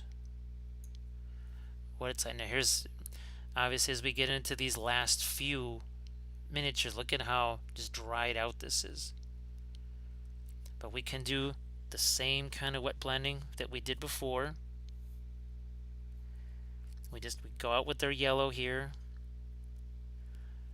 and then I can start to work in some of the orange. All the while, though, I do have to remember, keep adding the pearl white. Now what I did do, and I think I'm going to have to do this pretty much with the rest of the other 2 episodes, is one of my lights is turned off. It's actually my magnifier light. That's turned off. So here, see, we're going to do some orange in there. Look at that. It just, that little bit, boom, transition. There's a little less of the glare on this. I think you can especially tell, and this is wet paint too, but between the wet paint and that pearl white, the magnifier light just had this intense glare. So, and it happens too when I'm using the metal medium. Now, it can be a little bit more difficult for me because the whole area is a little bit darker, and I'm used to using a magnifier light, where the light is in between me and the figure, so it's taken a little bit of getting used to, but it's worth it where you don't have to fight through the glare. Because when I had that light on, when I was doing this lighter area here, this especially the brightest yellow mixed with that I almost called it metal medium, mixed with that pearl white, it was so burned out you almost couldn't see it. And it's just, if you can't see it, that's not really productive. Of course, I still got to see it. Now look at it. Look at how dark that is. It actually, even, I don't want to say it dried darker, but this, doing these last couple of guys, it's really different than doing those first ones. It's a whole different kind of mindset right here. That's why I like to show you how I worked on each and every one of these. See, I'm starting to grab some of that orange now, so we can start doing those transitions. Because if you don't see this and you don't hear me talking about it, and I know there's probably people fast forwarding through this, I try never to just fast forward through stuff, because inevitably there's some key tidbit they talk about the product or where you can get the product. So I've sort of trained myself now, don't fast forward through the darn video. Just, you can be filing miniatures. That's what I do when I'm watching a how-to thing. I'm usually working on something that's really a brain-free task, and even almost a eye-free task where I can just be kind of scraping away a mold line or whatever. So then I can actually sit here and get in and do stuff like this. So I can watch the whole episode. Sometimes I watch an episode a couple times, and it says, I tell this to people when I see them in person. I say, look, don't feel bad about maybe watching an episode or part of an episode several times. When I watch usually the model railroad, scale railroad stuff, to try and learn how to do more realistic terrain, water effects, foliage, that sort of thing. There are times where I've watched the same one 5 or 6, 8 times. And sometimes they're half an hour, 40 minutes long, but now it's really ingrained in my head. Just see here, we're going a little bit longer with the yellow. There's going to be green there, but I need to get that. I need to get some yellow in place there, so now it makes the green into yellow transition a little easier. So see, this is where I really want the yellow, right here. That other, what would you say, eighth of an inch or so of yellow, most of that's going to be covered by some kind of yellow to green transition. And that is why you saw how much further I went with the orange, even though most of it's yellow at this point. I just went there so it'd be a little bit easier to make that blend from the orange, or from the yellow into the red. So in the next segment, we still have, it's a little less of a challenge going from the green to the purple, but we have just as much, just like how it was difficult here going from the red to the yellow. We have even more, I guess would you say, stark difference in value level. The green it's even darker than the red. So, but now there's folds there. So once we run into the rest of it, let's say we were to switch this around. I guess if I wanted to make this easier, I could have just started with purple here. Gone purple, blue, green, and then into the lighter colors. In the segment here where it's just primered, I could have reversed it. I didn't, because, well, that's how I saw the reference pictures. And I said, no, you're not obligated to stick to Wikipedia photos and the storyline. You can do whatever you want with these; they're yours. But as far as mine goes, I'm trying to keep it as close to what the story says they should be.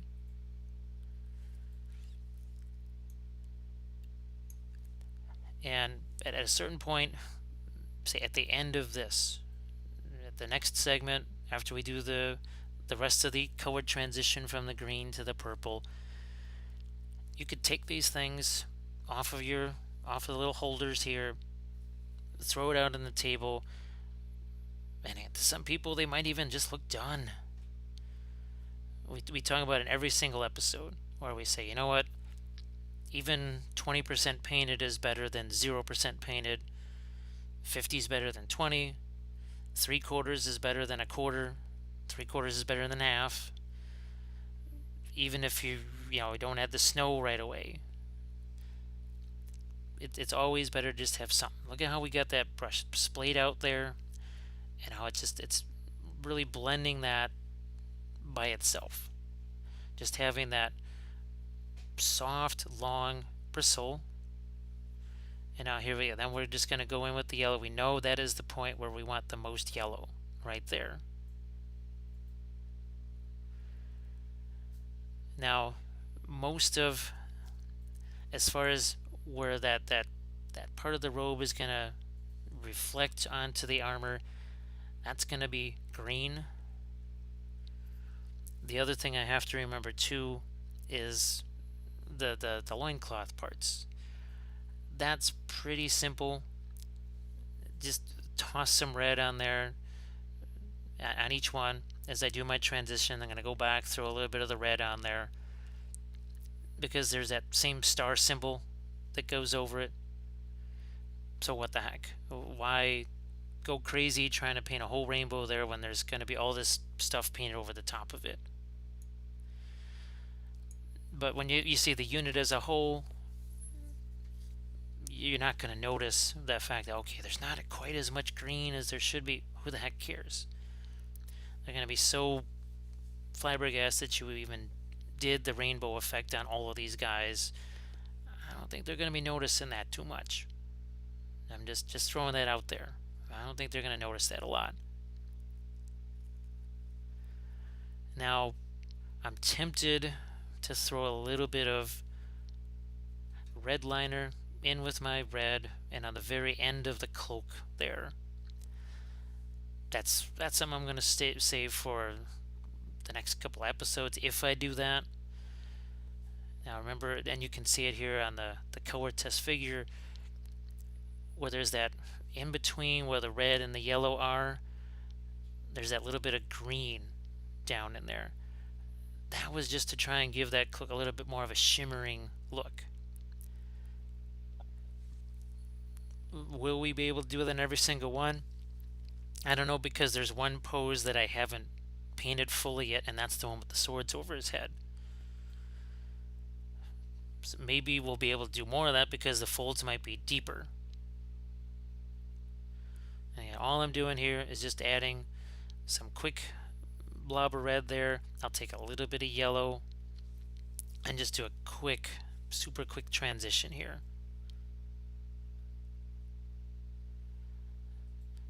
And that too, now if that's supposed to be some kind of almost semi-translucent silk, which it looks like when you see the art, that is why I'm not being real obsessive about making sure that that red is 100% solid.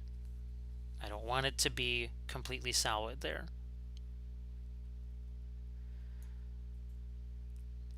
Now with these, I can maybe go a little more wet in the wet because there's just a much smaller surface area, and I'm just gonna slap this on real quick on each guy.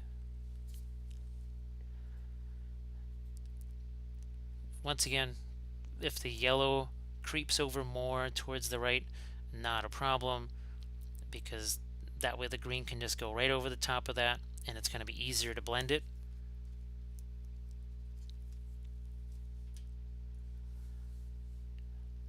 Now here, I think too that the filigree on that is also a gold, if I remember right. So that's another reason why I don't care if the yellow just kind of gets all over the place, because even that little star-shaped thing over the top of it, even that is supposed to be gold. Now I think I'm going to grab a fresh palette when I go to do this last bit here, where we're doing the green to purple transition, because I did this to prove the point. As you can see how just the red doesn't really cover all of that gray and brown liner there.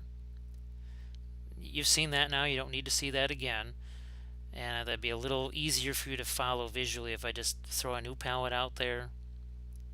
And like I said, we're going to start with the green, but we have to make sure that we still have enough yellow out there so that we can make that next. It's kind of a challenging transition, I'll tell you. It's this whole unit, if you try it and you try and do what I was doing here, you'll find out. Oh yeah, you'll see. It's going to be hopefully fun, So we'll get in there with our green and purple and we'll be all set.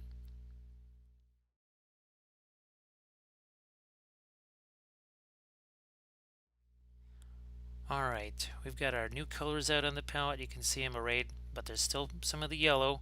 See, we've already started to mix some of the yellow and the green together. And now this is where we do the rest of our challenging transition. What was interesting here is that the pearl white actually makes the green a little bit lighter. It actually affected the green more than it did the red. It doesn't really affect the blue and the purple the same way. Strange. So here, now look at it, see how that I've got to deal with the, not just the transition there, but where I've got that yellow paint on the armor, I realized, nope, that's got to be green. Which means I'm going to have to kind of shove the brush down in there, and all of that stuff is going to be green. And the reason I didn't know this, well, what is he? He's got the sword over his head.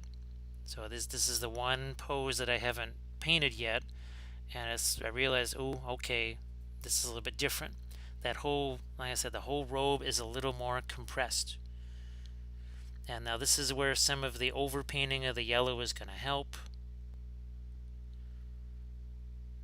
And just look at the difference there. That is not the brightest yellow either. There will be a brighter yellow beyond this. And look at how much darker the green is, and that's with some yellow added. That's also with some of the metal medium added. Now if I also feel like it, I can also do a little bit of wet blending here. Now most of the, because the robe is also folded over more, it's not spread out so much. I don't want to, it's weird. You can see there's a little less of transitions to do because the robe is scrunched together there, but it's also then a little bit more difficult because you have that much less space to do a transition. And like I said, I'm glad I didn't, now some of these I didn't do as much overpainting with the yellow. Actually, I kind of wish I did much more. In theory, now this is the age-old thing, where by the time the project is done, you now know exactly how you should paint those things. Great. I mean, well, who knows? I may be painting another one of these units. You never know. But if I had it to do over again, I would probably, maybe not so much on the back side of the cloak here, but on that interior side, I might have just painted the whole thing yellow and said, the heck with this. I'm going to take my pearl white, I'm going to take my yellow, I'm going to paint this whole darn thing yellow on the inside. I couldn't do it on the back. Well, I suppose I could do this half of it on the back. So yeah, I think I might do one of these again. I have one more of these figures left. So one of them is the, actually, believe it or not, the figure that you see up there. That's actually a person. That's Dave. That's his face there. So that's the special, like the captain figure. I have a second one of him, so I may just do another single episode. I might do it. I might do that one in oils. That could be interesting. So now look here. Look at that. So you can see there is yellow to green transition that's happening there. And trying to remember it too on the loincloths. It's probably not really a loincloth, but I have no better expression for it, so I'm just going to call it that. Now, too, you can. I'm really glad that I just put out the fresh colors here. Say, look at this. This is the more wide open robe. It's just so much easier to get down in here. This is where it's less of a big deal. However, like I said before, whether that's green or blue, that's going to show up where the rope touches the leg and that sort of thing. Gotta remember to get that blue through there.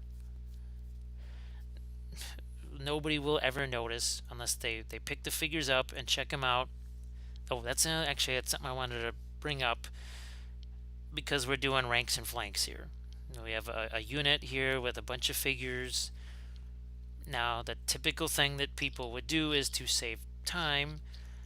They would paint, especially the front row, they'd spend the most time on that. They'd spend sort of a fair amount of time on the figures that are around the edges, and even less on the back row. But as you worked your way inside the unit, now here there's only just the 3 rows, but some of these things where there's maybe 4 ranks and they're 5, 6 wide, to save time, they would just not paint as much. They would essentially paint what you could see looking down into the unit, and that was fine for saving time. However, some of these were, gosh, it was 120, 150 armies, and we had whittled it down to the final 5, somewhere in there. And of the final 5, actually the one that I wanted originally was going to go best painted army. We started pulling out the figures, and those ones in the interior, see, as I put some green on the sword there, what's again the sword over the head, I went, oh, wait a second, yeah, hey, did you notice that most of the central figures have barely any paint? They're just black primer. So just let that be another note. If you're looking for doing it speed wise, well, you know what, maybe the interior guys, if you number them, you don't have to paint those as much. So now it's only 2 guys really, but if you paint a little less on 2 guys, hey, what, you save a couple hours. A couple hours is a couple hours. But if you're looking for a best painted, what's going to happen is usually the judge is going to say, so pick one that you like out of the unit, and it's always going to be from the front row, probably a champion. And what you're going to do is then reach down in the center of that tray and pull something out of the center of the tray, and you're going to go, oh, well, look at this, it's 80% black primer. Conveniently just painted in the areas that you can see easily from looking at the whole unit. Well, the entire army was this way. Remember the whole thing about all things being equal? Well, all things weren't equal, because some of the other guys who had just as creative and well painted stuff, they had done the entire unit. If it was 20 figures, 20 of them were painted to the exact same standard, whereas the other one, half of them were painted at a high level, another quarter, and then another quarter barely painted at all. In fairness, you've got to go with the person that bothered to paint every single figure. Okay, maybe they just had more time available to do that. That's just how it goes. If you're not going for best painted, you can ignore all of these things. But I'm pretty sure that there's a decent chunk that are watching these, especially the army painting videos, because you're looking to step up that game. You want those now in the US, soft scores, painting scores, sportsmanship. I know there's some areas where maybe they don't focus on the soft scores as much. To me, I really don't want to be in a tournament that doesn't have those, because it tends to promote some of the other things that make me want to stay away from tournaments. Again, if all you're looking to do is just get figures out on the table, we've talked about all along this whole process, each of these 3 episodes so far. And in theory, you could stop at the end of this one, or you could certainly stop at the end of the next one and just call it done and say, yeah, I'll get to this another time. Now this is where we're doing, we have that yellow out there. I can go in and start to do some of these fades and transitions here. And you notice I go from that, it's the same brush, I'm not switching brushes out, but you can see that I'm basically going in here, changing the shape of the brush. Now you can, this is something I do more with oils than acrylics. I really haven't barely done it with acrylics, and I think in some circles they'll call it 2-brush blending, whatever. Well, here we're not using 2 colors. I have a ton of these number 8 round craft brushes. What I'll do is I'll actually have one that is got no paint on it, that's nice and soft and feathered out, and I'll just basically either remove some of the paint or blend it. Now here I'm going back with some of the yellow. Yeah, I know this is supposed to be about green to purple transition, but as I put the green down, I go, oh wow, that yellow's pretty dark. I need to get a little more yellow in there. The other important thing is to keep remembering to put some of that pearl white in with every time you mix. It's harder to remember during these two toughest parts of the transition because, and it was for me, there were a few times where I had to just kind of reach back and go, oops, I forgot the pearl white.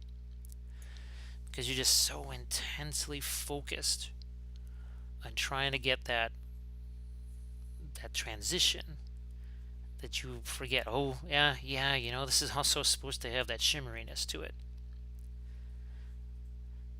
Now, I think this is the one where this is so similar to the pose we did in the color test figure. I think the biggest difference is his left arm is sticking out. Now, if you go on to Wikipedia, I think it's a Fantasy Flight, must be a card game or something. You see their interpretation of what the warrior sons looked like, and you think these are out there, and those are even more out there because they're not so much robes as just like strips of rainbows, and their armor is even more opalescent, if you want to call it that. They're also carrying these shields that have what almost looks like a crystalline sword on it, and the shield is black. It's supposed to be like the sword of light against the darkness. So I'm kind of glad that these guys didn't have the shields. Now, depending, I'm also doing the King's Guard. I may have to, and I'm trying to look at their, but I don't think, yeah, they don't have the same thing. I'm going to be looking up them too on Wikipedia to see, and also again, combining the artwork of Cool Mini and Dark Sword with what I can find out information wise. So here, like I said, if I wanted to, see, I just took my finger to blend that. This is where I could take a brush that's got no paint on it whatsoever and just sort of scumble at the edge there. If this were oils, you've seen me do that when I'm painting with oils, that I always have one or two brushes that just have basically no paint on them. And all they do, it's essentially a blending brush. Now, this is another reason why we're doing this before. I was tempted to actually try and do the usual armor first and then do the cloaks. And then I remembered, nope. No, I have to make sure that I at least get some of that greenish color down in there. Now we're mixing it with the blue. And this is where things are going to happen a little bit faster. Unfortunately, it's also the blue, and almost especially the guy with the sword over his head. I've got to deal with a giant fold there. And that, in some ways, it makes it a little bit easier because, well, the blue is maybe a little bit darker than the green. It doesn't matter. There's a fold there. Now here's the part you'll have a tough time seeing it. It's in shadow. I got to hold it upside down, and this is where the blue is. It's getting all over the armor. I can't avoid it, but it's okay because I haven't tried to paint the armor yet. As far as doing my lighter values of that mint green and such. So by default, it's forcing me to get my, what would you say, my reflected color on there. It's kind of not by choice, it's just happening.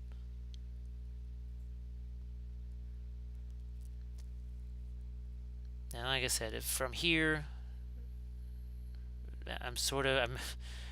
this is, you'll see it, and look at, here's a makeup sponge. I can do more of that in this area because the values are just so much closer.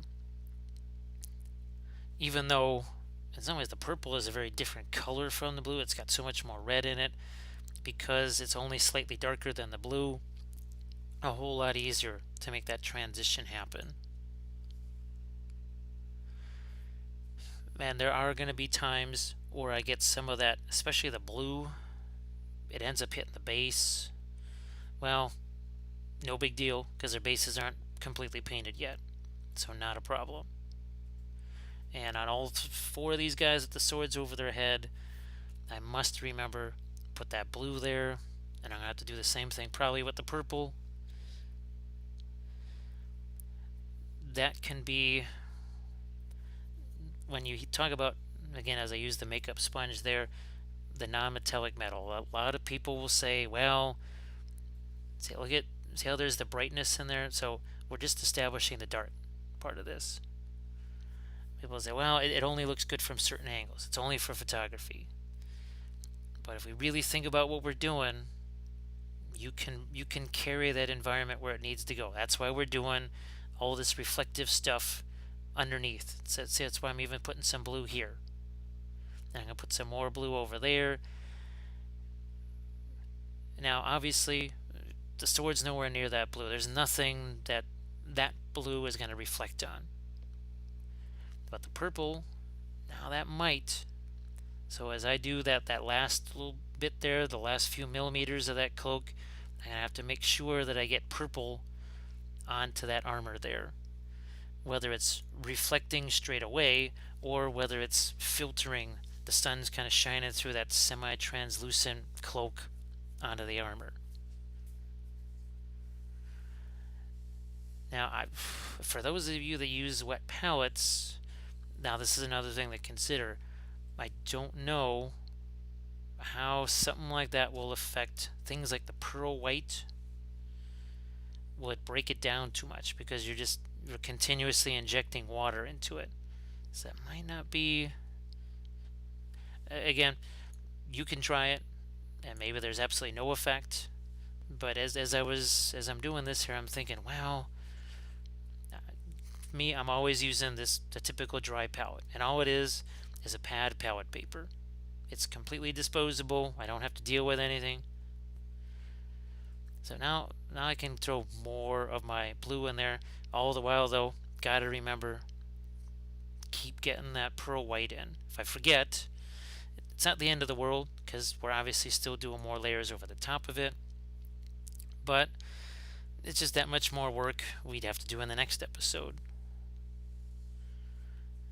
Now, with all of these reflected colors in place, when we start working on the armor at the start of the next episode, here again, using that sponge. Now, let's say I want an even softer sponge. I could take the triangle makeup sponges, cut those up with the scissors, and make it into a shape that's really going to work for taking away just a tiny bit, because it's a softer applicator than the eyeshadow one.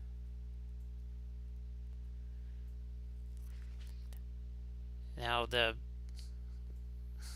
I guess there's going to be a little bit of difference too from the previous episode, the episode 2, because that's where I had the palette camera, not the palette camera, but the light, the magnifier light shining right on top of this thing, just an inch and a half away from the miniature. You're just getting so much less glare this way. So if I can, I'm going to try and do the next couple episodes with the lights set up this way, because I think it's going to make a big difference, because you really need to be able to see how this is going to happen, how we take what we're setting up here. Now we're getting real close to the purple. You can see it sitting over there on the palette. It's waiting to go. We're kind of in the final phases of our blue here. Unfortunately, it's hard to see, because just the nature of the beast. I have to keep flipping it over. It's in shadow. Now, if I had my magnifier light on, there would be a little bit of light cast down in there. But is it worth it to create glare everywhere else? So I said, no, it's just not quite worth it.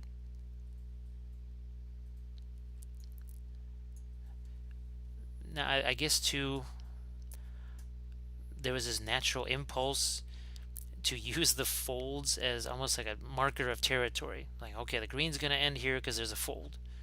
Blue's going to start here because there's a fold. Now this one here, somehow I had forgotten to put some green in there. I looked at it and I said, no, the blue doesn't go quite that far. But see, look at how just each one of these, a little more blue is out there. Gotta make sure I still got green on the palette though in case I need it. And each time, remember at least one little touch, one little dot of that pearl white. And like everything else, a little of that can go a long way. In theory, I could use much more of it. So let's say, good grief, what if I went 60-40 with pearl white in that mix? It would be way more transparent. It would also be that much more reflective. So I didn't necessarily want it to be super reflective.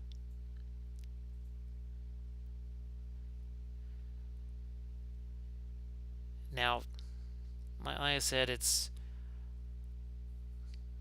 I could, right here, see as I'm doing the green and the blue here, if I really wanted to go crazy, and that part of the base is right underneath here, I could almost give that a greenish tint.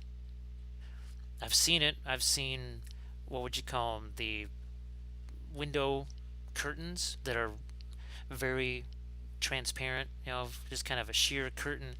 I've seen those if they have a color to them. I've seen the sun pass through them and make the wall behind it a different color. Like I've said before, I think that's more of a one-off miniature kind of thing. I don't really, that would be too much even for me on an entire unit of 12 guys.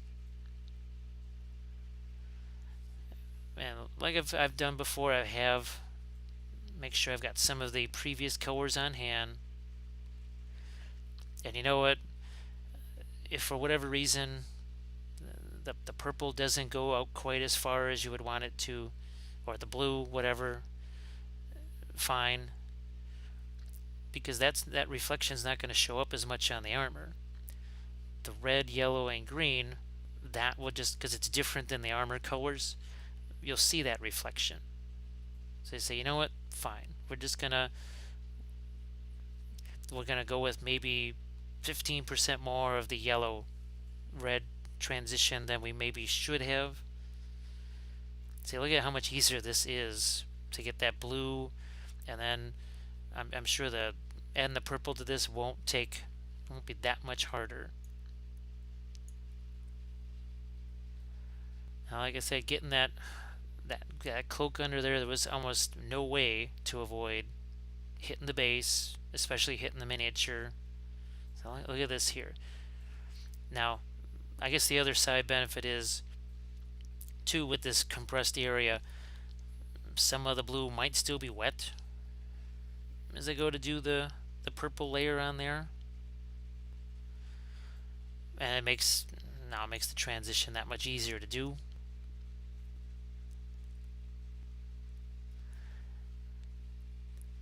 And all the while, now, when it came to the loincloth, I think at this point, I'll just sacrifice the purple there, because it's so minimal, nobody's going to notice. That's one of those things, if I can save myself even 15-20 minutes not dealing with doing that, hey, it's worth it. It's 15-20 minutes I can spend on an effect where you're actually going to be able to see it. It makes a lot of sense. And I think now, as the blue is in here, look at the difference in value to the yellow. It was a little bit different when this darker stuff wasn't on there before. But my goodness, with that on there, you really see how much of a blend that we have done in a pretty compressed space. There's not a lot of space right there. And we've gone from this bright lemon yellow to this, I don't want to say ultramarine, it's not quite cobalt blue either, but it's a very pure blue. Now, you can see the blue is extending here all the way to the end of the cloak.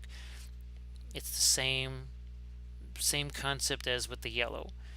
If I just paint the blue all the way to the edge of the cloak, It's going to be a little bit easier for me to then throw the purple over the top of that and get some transition. And I think too, and I know I said this before, you see as I get into the darker colors here, you start to see that pearl white show up more. So that's not as much of a wet paint, that's more of a wet paint glare right there. That's not a glare of the medium itself. You can ask, so what's the difference between the two? I couldn't tell you.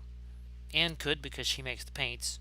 So she would be able to tell you exactly what the difference between the pearl white and well, they don't make a metal medium, that's Vallejo. So actually she couldn't. Because I'm pretty sure they don't make a metal medium. I could ask her to. I do know that the Creature Caster folks, they tried making something similar, and I think in some ways it's almost more like the pearl white. It's less like the metal medium. It does not do the same thing. So when I say, the question came up in a hangout recently, well, what paints do you use? Would you use Vallejo? I said, well, I don't use as many Vallejos as I used to, but I still do. I still use the fluorescents, and I use their metal medium, because I've tried. Other companies have fluorescent paints. For what I like to do, or for the way I work, they don't work for me. I got the Vallejo fluorescents. Why would I? As long as they keep making them, I'll just keep getting them. Again, I apologize for all of these parts of the cloaks here. It's down underneath the guy. In the next step, pretty much won't even see anything happen in there. Won't even really bother painting that stuff. Just trying to get the paint down in there at this point. That's all I'm trying to do. And then, just like I did with the yellow and green, it's maybe a little less noticeable here. Going with sort of taking the blue more towards the left to go over the green. And then when it comes time to do the purple, I'm sure it could be as little as just a couple of brush strokes. Because you see, even now, we're pretty much at the end of the rainbow already, and we haven't gotten to the purple yet. So there's going to be probably couple eighth of an inch maybe of purple there, if that much. And on each of the loincloths, I'm just calling, it blue in that one corner, that's good enough. That's just fine, because once the gold star filigree is painted over the top of it, it really, your transition underneath it doesn't really matter as much. But you can see, even, boy, when it's wet, it kind of looks a little bit like blue metal. When it dries, that and the sheen of the wet paint goes away, it gets a little bit different. So now at this point, we're just about ready to do that blue to purple transition. I'm just throwing out some fresh purple here because, well, that'd been sitting on the palette for a little while. And we just sort of freshen that up, and now things start to happen pretty fast. Now you can see how you throw the metal medium in there, it changes it a little bit. And this is where it's, I got to do a nice gentle stroke here, and we're just on the very end of that. Because actually, even I think in a real rainbow, if we're going to call it that, there's just more red and yellow. Because I believe ultraviolet light, that has the super compressed waves, light waves, and the red is the really long, extended, which is why when you see sunsets, you see more of the red, because that's got that longer wavelength, right? Who would have thought we'd be talking about wavelengths while we're painting miniatures? But that's how it goes. You never know what's going to come up here.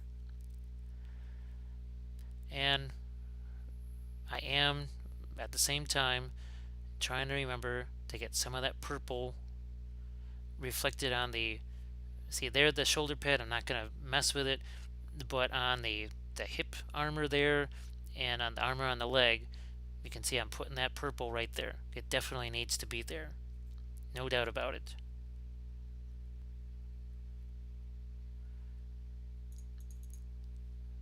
Man, here it's hard for you to even see it. I think the only reason you even see that there's purple there is because it's got that touch of red to it. Otherwise, you barely notice that versus the blue. And there were a few of the loincloths where I was able to get at least a tiny touch of the purple there. I think this one, with the way the cloak was, this particular pose had more of, is this the one with the arms sticking out? Yeah, that's the one with the arms sticking out. I was able to get a little more of the purple there. It was the shape of the cloak. When you're doing, this is a Blood Bowl team or any other, an Empire unit, something like that. Now the thing is, you're always trying to make different poses, right? We don't want 10, 20 of the exact same pose. It just kind of looks ridiculous. The downside to having different poses is you've now got to paint the same color scheme, the same effect, on completely different shapes. And you can see just by just these robes, the difference in shape of these robes, how that impacts what I'm doing. Now, most of you aren't trying to do an effect as complex as this, I would say. But still, you have to. I know that I did a step-by-step thing. It was some orcs or something like that, and people said, "Oh, well, each miniature is not the same." Well, it was. I was using figures from my army, so I was not about to put 6, 7 guys all in the exact same pose. And also, too, I said, so, all right, I have the exact same pose, step by step, same pose. How is that going to help you when you now have to translate that same color scheme onto different poses? All of a sudden, you're going to go, oh, I don't quite know how to do that. That's another reason why I want you to see the whole entire process here. Just in that instance where you've got to be able to say, all right, we have 2 really different shaped robes. They're really different from each other. Okay, how do I make this transition happen here? How do I blend this transition? It could get even more complicated in the next couple episodes when we try and do some of the other effects on here, where that is, the armor showing through, where we try and create some kind of transparency there. So what I want to say is that's what we're going to do in the next episode. We're going to start out working on our armor. See where it's all that kind of dark grayish blue. That's the first thing we'll start working on. And I don't think we'll go back to the cloaks too much, but really armor, that's going to be the big focus. And some of the skin, we're going to focus on that too. Because there's not a lot. There's just their faces. There's some. So we'll work on that. And I just want to say thanks to everybody that supports the Patreon page. It means a lot. No way I could do these without that kind of support. It makes a huge difference. And, for those of you that maybe you want to try this for yourself, like I said, always send me pictures. I like to see what you guys are doing with these videos. It's a lot of fun for me. So here we go. This is what we're going to do. We're going to start putting that armor colors in episode 4 of series 8. So I'll catch you then.